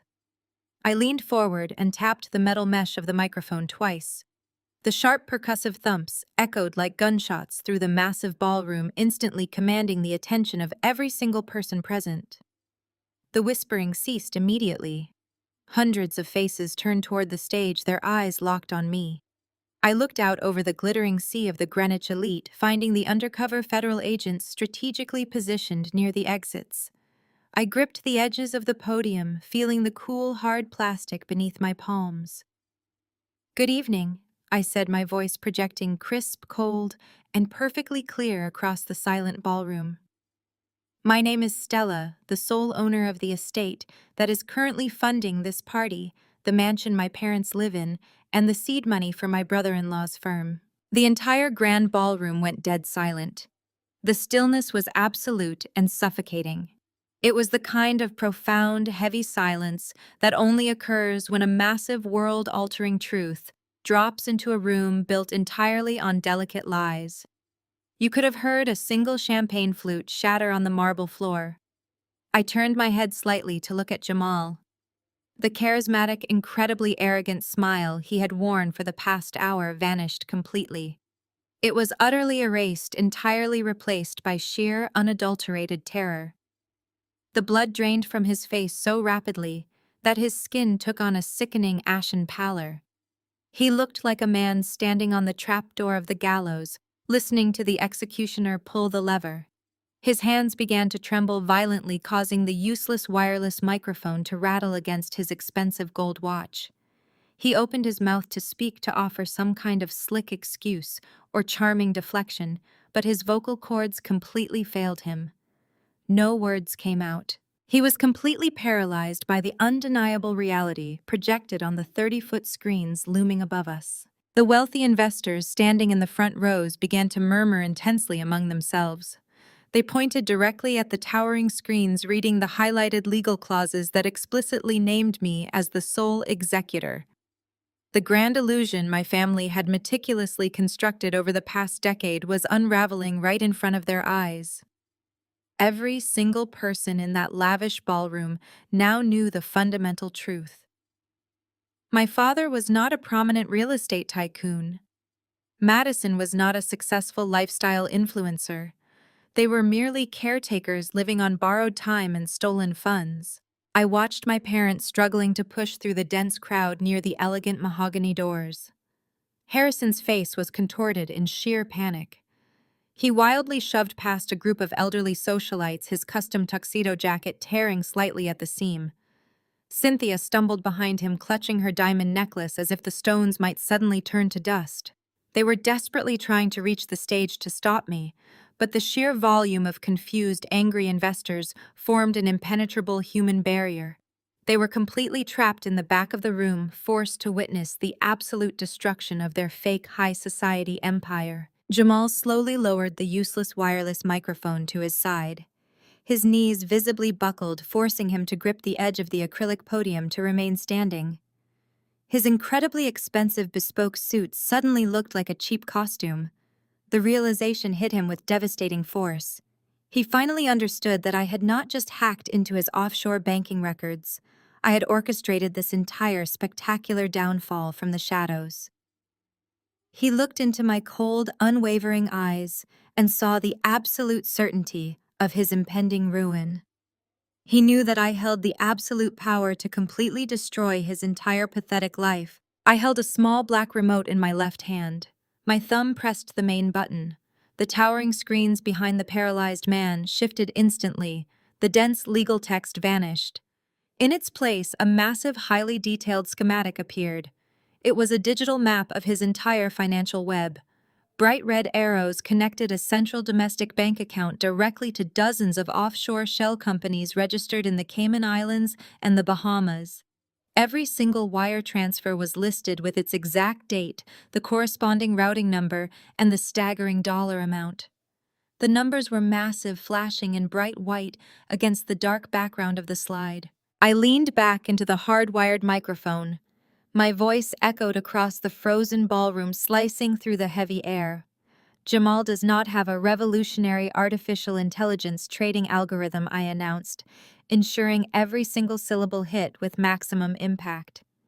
He does not have an advanced predictive software system. He is not beating the global markets. What he has is a classic, pathetic Ponzi scheme. A collective gasp ripped through the audience. Several of the wealthy investors in the front row physically recoiled, their faces shifting from confusion to dawning horror. I pressed the remote again. The screen zoomed in on a specific series of transactions. I highlighted the outgoing wire transfers from my grandfather's trust. I traced the bright red lines showing the stolen capital moving offshore, being laundered through fake corporate entities, and then flowing right back into the domestic accounts of the people standing in this very room. Your guaranteed quarterly dividends are a complete illusion. I continued, staring directly at an aggressive venture capitalist who had been cheering for Jamal just 10 minutes prior. You are not receiving real market profits. You are receiving stolen cash. Your dividends are being paid by money stolen directly from my grandfather's trust. Whenever any of you requested a withdrawal, my brother-in-law simply reached into my inheritance, wired the capital through his offshore shell companies, and handed my money to you under the guise of trading revenue. He is robbing Peter to pay Paul, and I am Peter, am. Jamal frantically shook his head. He gripped the clear acrylic podium, his knuckles turning completely white. He opened his mouth, desperately trying to project his voice without the microphone. "She is lying!" he shouted, his voice cracking and failing to carry over the massive crowd. "These are fabricated documents. This is a targeted cyber attack on my firm. Do not listen to her. My algorithms are perfectly sound. We are generating record profits." I did not even look at him. I kept my eyes focused entirely on the crowd. I clicked the remote a third time. The screen split into two distinct columns. On the left side, I displayed the exact dates and amounts of the supposed dividend payouts Jamal had distributed to his top-tier clients over the last 2 years. On the right side, I displayed the corresponding withdrawals from the Charles Irrevocable Trust. The dates matched perfectly. The dollar amounts matched down to the very last cent. "Look at the screens," I commanded the room. "Check your own investment portfolios. Look at the exact dates you received your massive returns. Now look at the dates my father authorized those identical withdrawals from my estate. It is a 1-to-1 ratio. There is zero market activity. There are zero trades being executed. He is simply washing my family's money and handing it to you to keep this fraudulent house of cards standing." The absolute silence in the grand ballroom shattered into a million pieces. The shock evaporated, instantly replaced by explosive, uncontainable rage. The room erupted into sheer chaos. The wealthy elite of Greenwich, the politicians, the retirees, and the aggressive venture capitalists simultaneously realized they had been completely conned. They had handed over millions of dollars to a charismatic criminal. Dozens of cell phones were instantly yanked from expensive tuxedo pockets and designer clutches. Panic swept through the crowd like a raging wildfire. People were frantically dialing their personal brokers, their financial advisors, and their private bankers. Shouts of anger and disbelief echoed off the crystal chandeliers.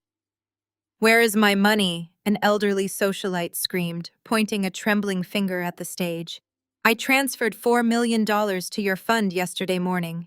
A group of broad-shouldered venture capitalists in the second row surged forward. They completely ignored the formal decorum of the event. They approached the edge of the elevated platform, their faces red with fury. They began shouting directly at Jamal, demanding immediate answers, demanding instantaneous access to their capital. Jamal stumbled backward away from the podium. His charismatic facade was entirely obliterated.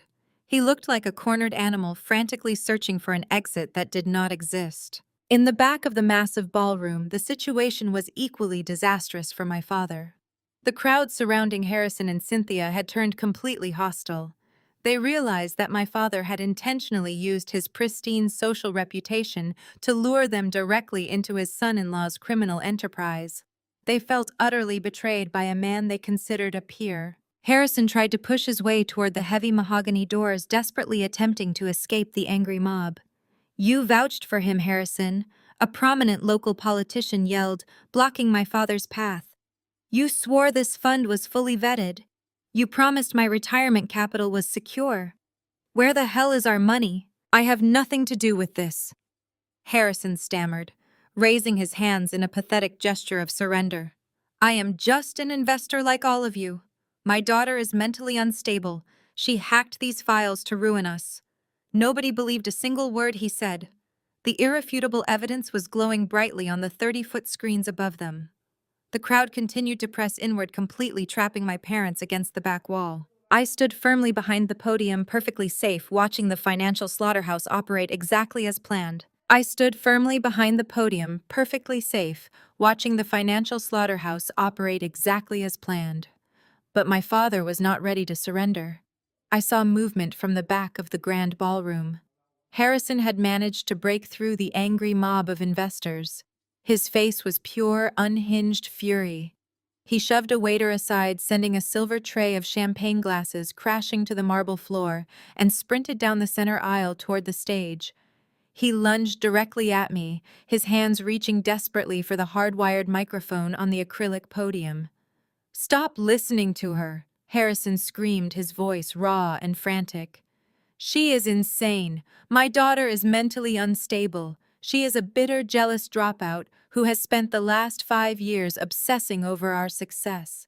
She fabricated all of these documents to extort us. You have to believe me." I did not even flinch. Before his hands could even graze the microphone, my two corporate litigators stepped forward in perfect unison. The taller lawyer planted his hand squarely on my father's chest, shoving him backward with calculated force. Harrison stumbled, his expensive leather shoes slipping on the polished stage floor. "You cannot silence the truth with a temper tantrum," I said calmly into the microphone, my voice echoing above the roar of the crowd. "I am not unstable, Harrison. I am simply the only person in this room who bothered to look at the math." I raised my hand and pressed the button on the small black remote. The massive 30-foot projector screens behind me shifted instantly. The wire transfers vanished. In their place, a new set of highly classified documents illuminated the ballroom. It was the official mortgage application for the Greenwich estate. I had blown up the signature pages, highlighting the dates and the enormous loan amount in bright, unforgiving yellow. I turned my gaze directly onto my father, who was now breathing heavily, trapped between my lawyers and the edge of the stage. "You stood in the lobby 10 minutes ago and claimed you owned the very ground we are standing on," I announced. "But real wealth leaves a paper trail. 3 months ago, you went to a private lending institution. You submitted fabricated property deeds. You forged official trust documents to falsely present yourself as the sole owner of the Greenwich estate. You used my grandfather's mansion as collateral to secure a massive $4 million home equity payout." The crowd, already enraged by Jamal's exposed Ponzi scheme, turned their ferocious attention to Harrison. They stared at the undeniable proof of his desperation projected above him. "You cannot mortgage a house you do not own." "Dad," I declared, my voice ringing with absolute lethal authority. "That is federal mortgage fraud. It carries a mandatory federal prison sentence. You did not secure that loan for renovations. You took out that illegal mortgage because you were completely broke. You had to feed Jamal's collapsing criminal enterprise to keep your fake high society image afloat." But even $4 million was not enough to satisfy the black hole of his trading losses. Harrison opened his mouth, but no sound came out. The color completely drained from his face, leaving him looking hollow and terrified. "Just a week ago, your fraudulent empire faced a catastrophic margin call." I continued, driving the final nail into his coffin. You needed immediate liquid cash to stop a regulatory audit. So you threw your own flesh and blood out into a freezing blizzard on Christmas Eve. You kicked me out into the snow to liquidate my apartment, to cover a margin call you could not pay. You sold my safety, cashed out my security deposit, and sold my lease to a wealthy foreign buyer just to keep yourselves safely out of federal prison. The wealthy investors looked at my father with utter revulsion. He was no longer a respected peer. He was a desperate, pathetic criminal who had sacrificed his own daughter to fund a scam. Cynthia, stripped of her arrogance and her fake elite status, let out a sharp, breathless gasp. Her legs gave out completely. She collapsed heavily into a velvet banquet chair, burying her face in her hands as the wealthy women she had spent years trying to impress stared down at her with undisguised disgust. On the other side of the room, near the grand staircase, Madison's pristine, highly curated world violently shattered. She stared at the projection of the mortgage documents, then looked at Jamal, who was still cowering near the edge of the stage. The realization hit her with the force of a physical blow. There was no venture capital. There were no record-breaking profits. Every single designer dress, every luxury vacation, and every bottle of vintage champagne had been purchased with stolen funds and illegal loans. Her fake billionaire lifestyle was entirely over. Madison's face contorted into a mask of pure, unfiltered rage. She charged through the crowd toward the stage, her beaded gown tearing as she pushed past the angry investors. She pointed a manicured finger directly at her husband. "You lied to me!" Madison screamed, her voice cracking hysterically. "You told me the money was clean. You told me we were rich. You ruined my life, Jamal. You ruined everything." Jamal shrank back, raising his hands defensively as his wife continued to shriek at him. The golden child and the charismatic genius were publicly tearing each other to pieces. The family, that had spent decades meticulously crafting an image of absolute perfection, was now nothing more than a pathetic screaming spectacle of fraud and betrayal. I watched them unravel, feeling no sympathy, no sorrow, and no hesitation. They had dug their own graves with their greed, and I simply provided the shovels. I lowered the microphone, ready for the final phase of my plan to execute perfectly.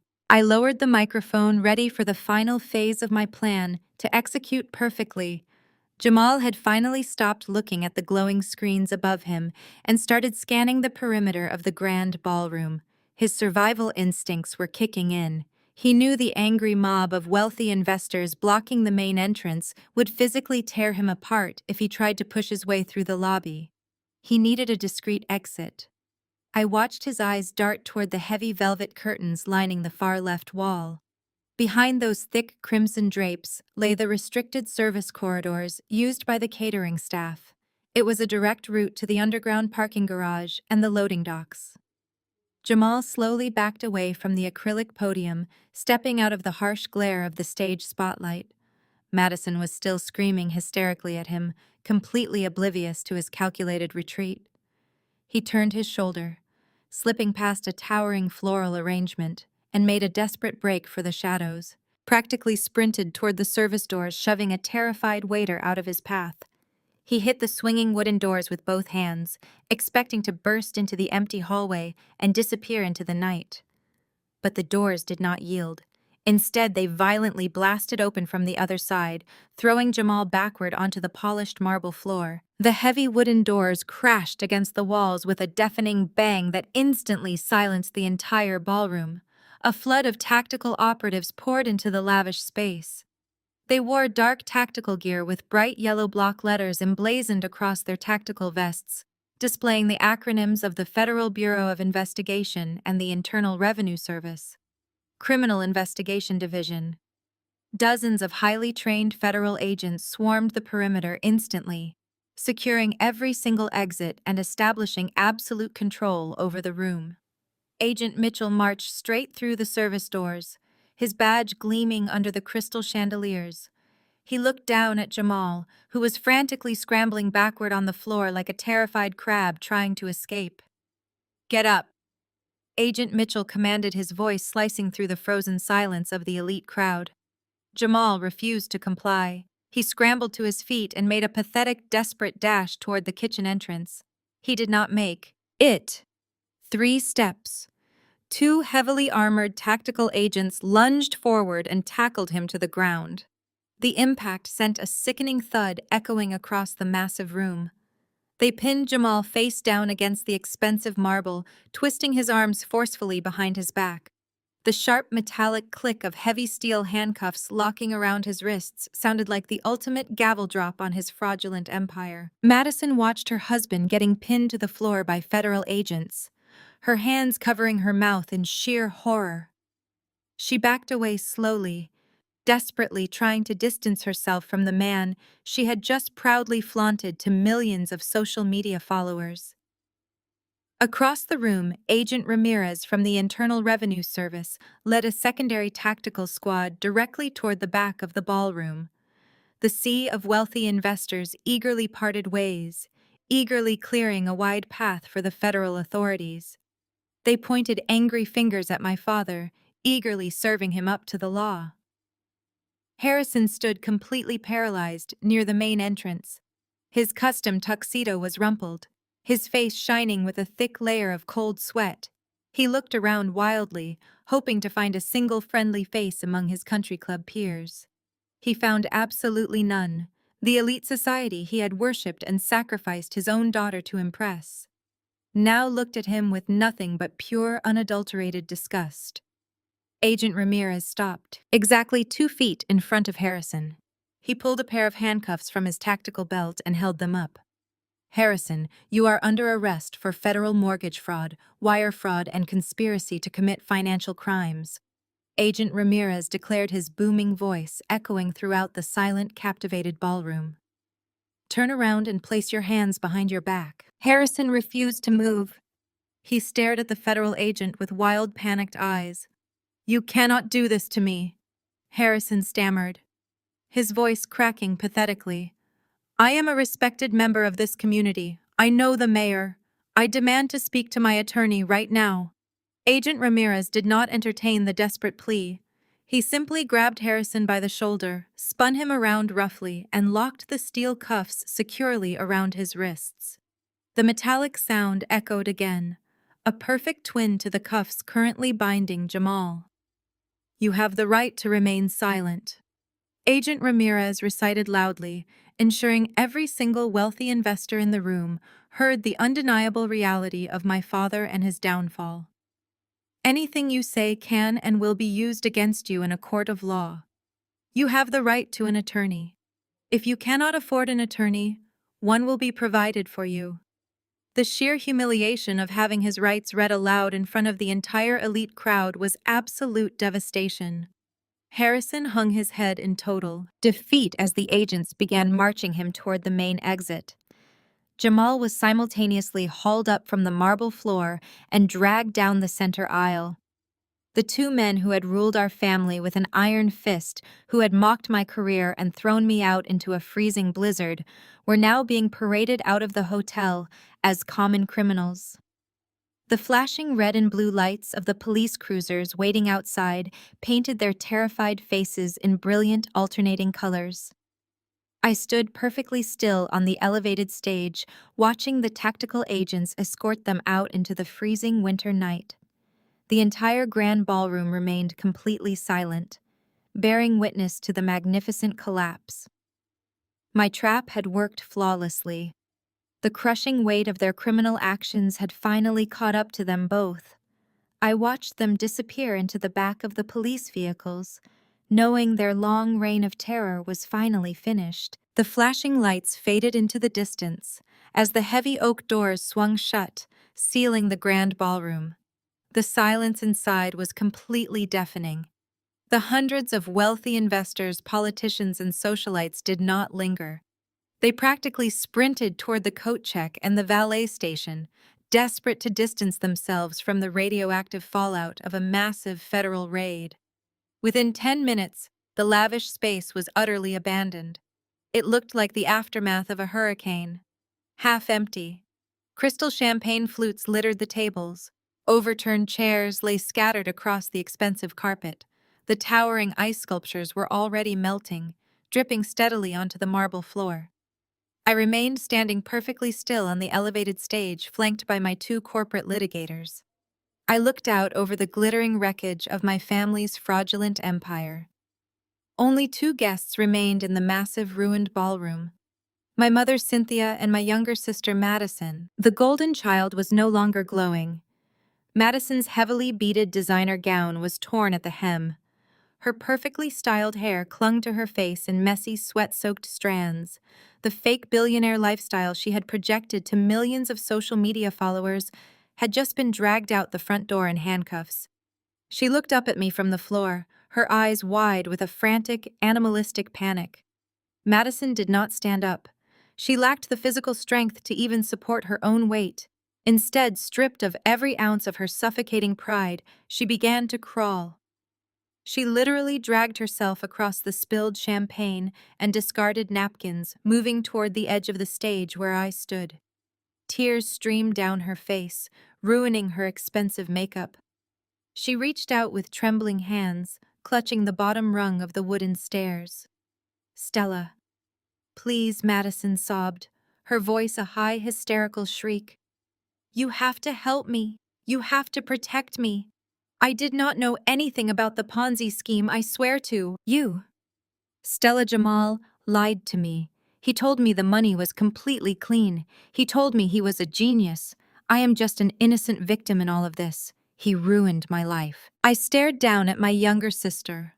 My expression was carved from solid ice. I did not feel a single drop of pity for the sobbing woman at my feet. I remembered the text message she had sent me just hours ago, mocking my living situation and threatening to have me physically thrown into the street. "Do not lie to me, Madison," I said, my voice dangerously soft, but carrying easily across the empty room. "I hacked into your personal corporate accounts. I tracked the fake brand sponsorships. I saw the direct deposits from Jamal's offshore shell companies. You knew exactly where the cash was coming from. You actively helped him launder my stolen inheritance just so you could post pictures of designer handbags on the internet. You are not a victim. You are a willing accomplice who got caught." Madison let out a gut-wrenching wail and buried her face in her arms, realizing her lies were completely useless against my forensic evidence. Cynthia finally managed to pull herself out of the velvet chair. My mother looked entirely broken. The arrogant, untouchable Greenwich socialite who had hurled my clothes into the snow on Christmas Eve was completely gone. She stumbled toward the stage, her diamond necklace looking absurdly out of place above her trembling, tear-stained face. She stopped right beside Madison, looking up at me with desperate, pleading eyes. "Stella, look at what you have done!" Cynthia cried out, wrapping her arms around herself as if she were freezing. "Your father is in federal custody. They are going to lock him away. You have proven your point. You have shown everyone you are in control. Now you need to fix this. You need to access the trust fund right now." I looked at my mother, waiting for the inevitable manipulation. It came exactly as expected. "We are your family, Stella." Cynthia begged, her voice cracking with desperation. "Blood is thicker than anything else. You have to use the estate money to post bail for Harrison. You have to hire the best criminal defense attorneys in New York to fight these charges. You cannot let your own father go to federal prison. We are a family, and family protects each other. You have hundreds of millions of dollars now. A few million to save your father's life is nothing to you. Please, Stella, I am begging you as your mother. Show some mercy." I stood completely unmoved. The two litigators beside me remained silent, acting as stoic witnesses to the final collapse of my abusers. I looked down at the two women begging for salvation. I remembered the biting cold of the blizzard. I remembered the cheap plastic trash bag hitting my chest. I remembered the mocking laughter echoing from the warm hallway of the mansion as they locked me out into the dark. "Mercy," I repeated, testing the word on my tongue. "You want me to show you mercy? Because of family blood?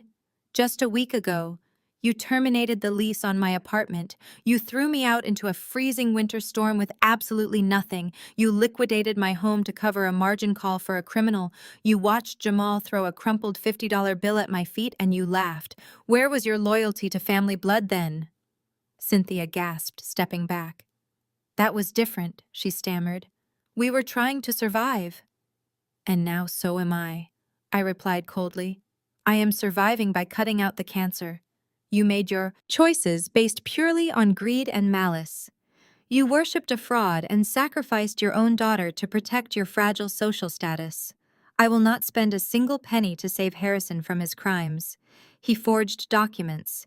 He stole money. He belongs in prison.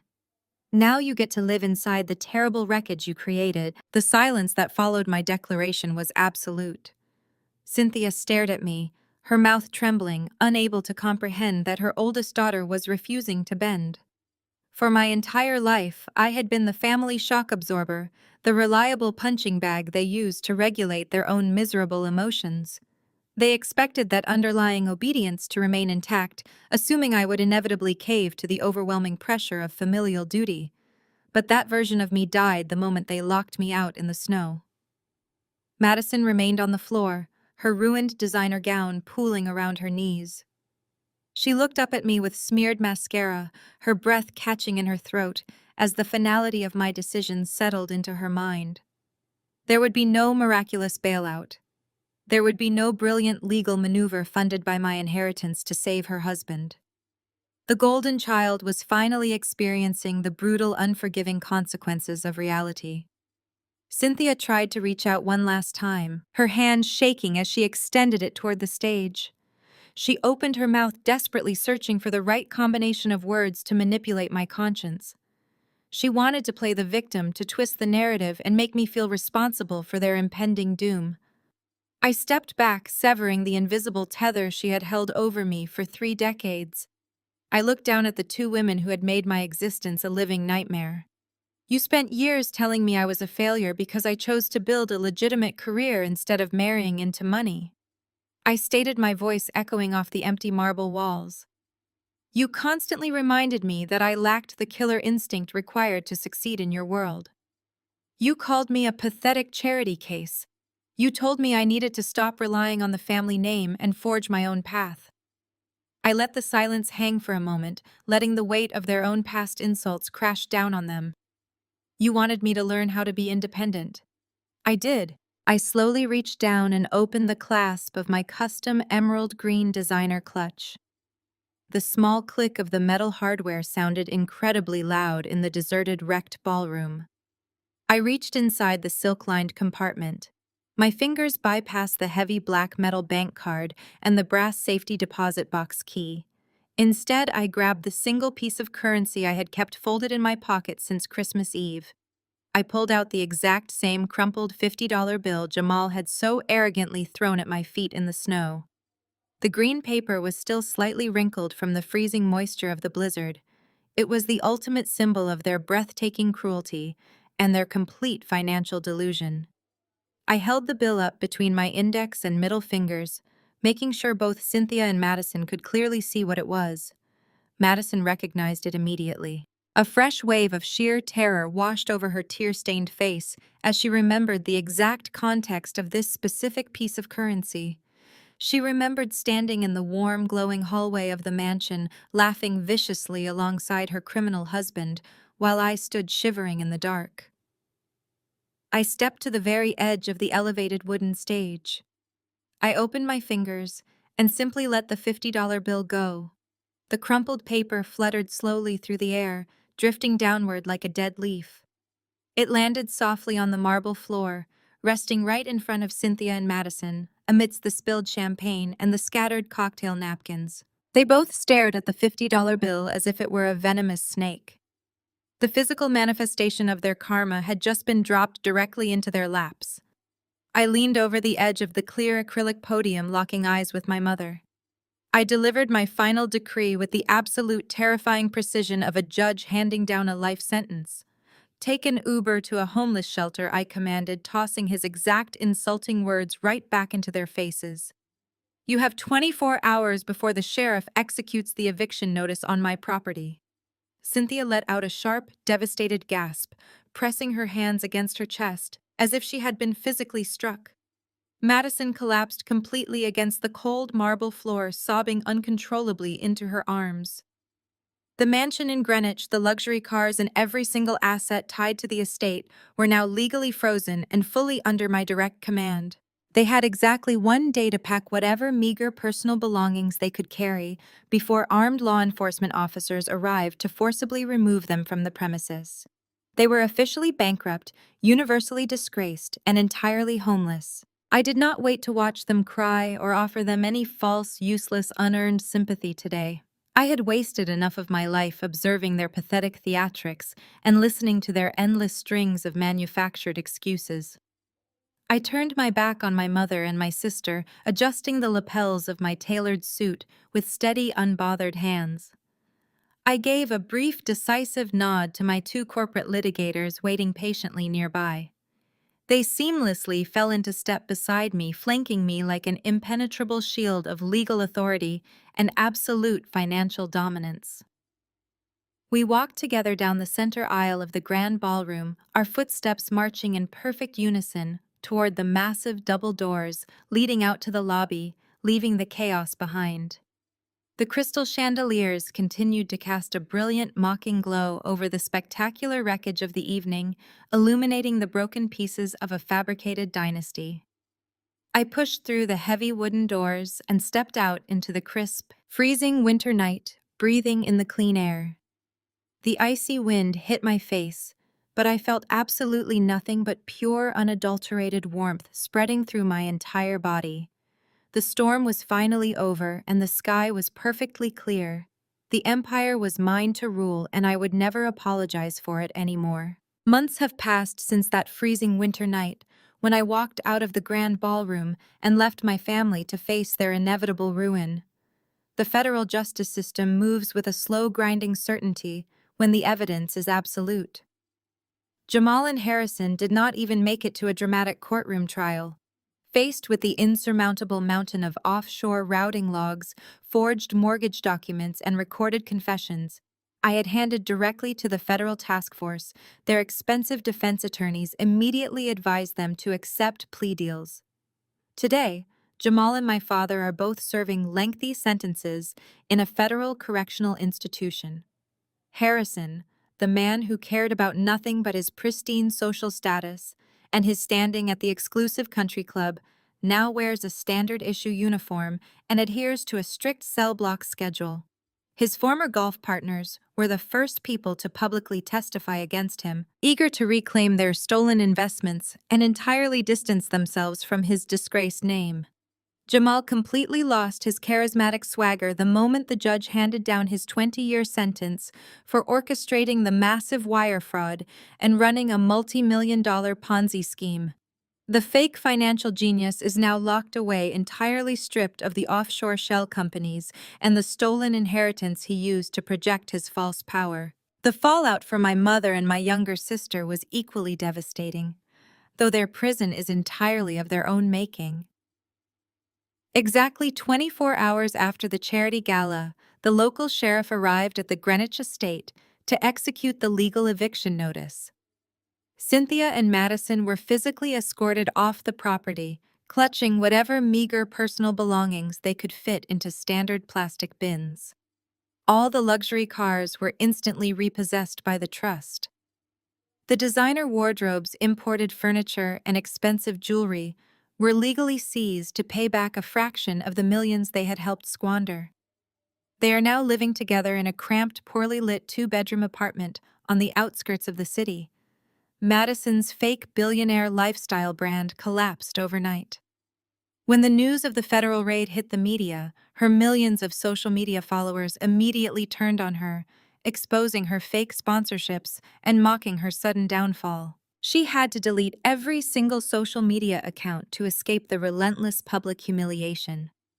Cynthia, a woman who once considered it a profound tragedy if her imported caviar was served at the wrong temperature, now works long shifts as a retail associate just to pay her utility bills. The high society elite she worshipped completely shunned them both, erasing their names from every single guest list and charity board in the state.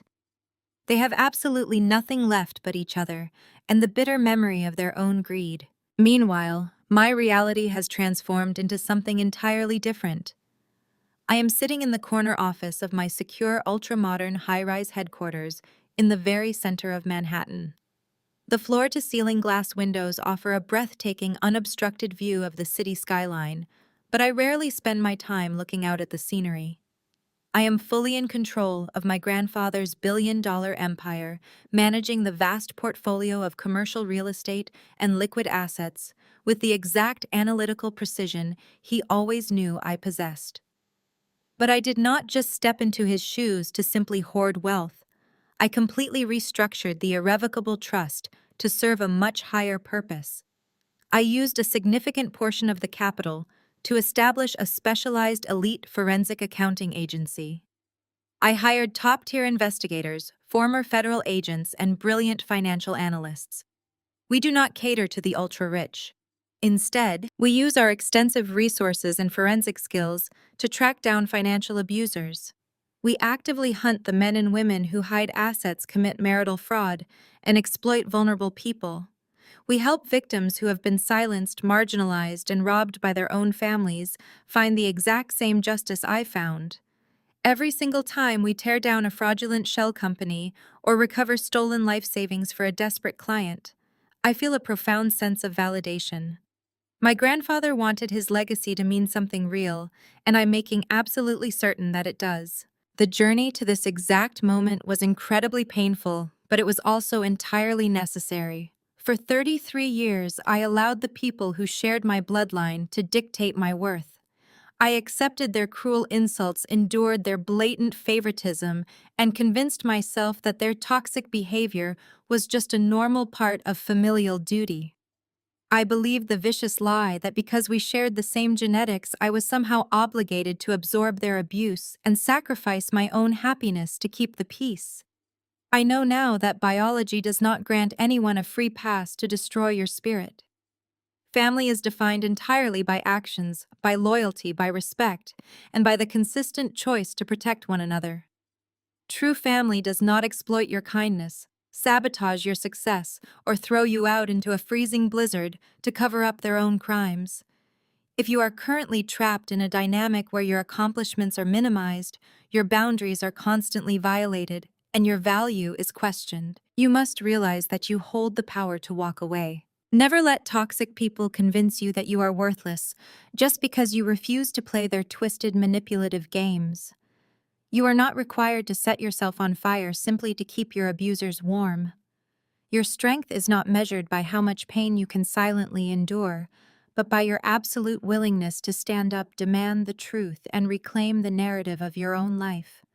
The moment you stop accepting their false reality is the exact moment you take back your power. You have the absolute right to demand respect, and you have the fundamental right to protect your own peace. You can build an incredible life entirely on your own terms, completely free from the heavy, suffocating weight of their impossible expectations. I built my empire from the ground up, and I transformed my darkest moment of betrayal into my greatest triumph. Have you ever had to expose a toxic family member? Tell me your story in the comments. Don't forget to like and subscribe. The harrowing journey of Stella serves as a profound reminder of one universal truth.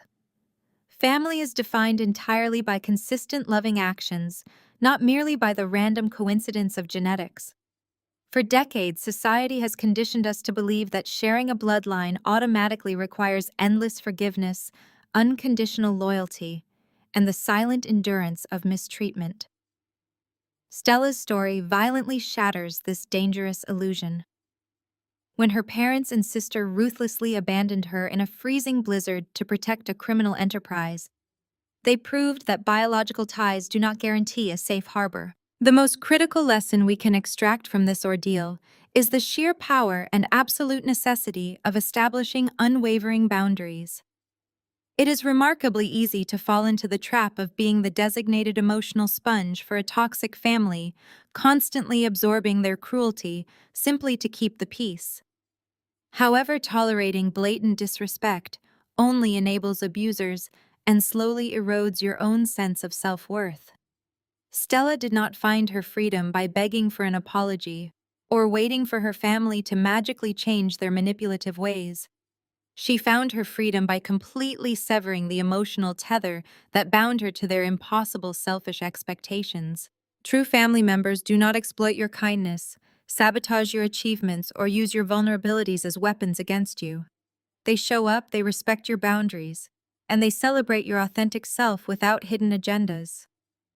Stella's ultimate triumph was not merely claiming a financial empire. It was the powerful realization that she had the fundamental right to protect her own peace and walk away from a destructive environment. You are never obligated to set yourself on fire simply to keep toxic relatives warm. Evaluate your relationships today, establish firm boundaries, and unconditionally walk away from any environment that demands you sacrifice your self-worth.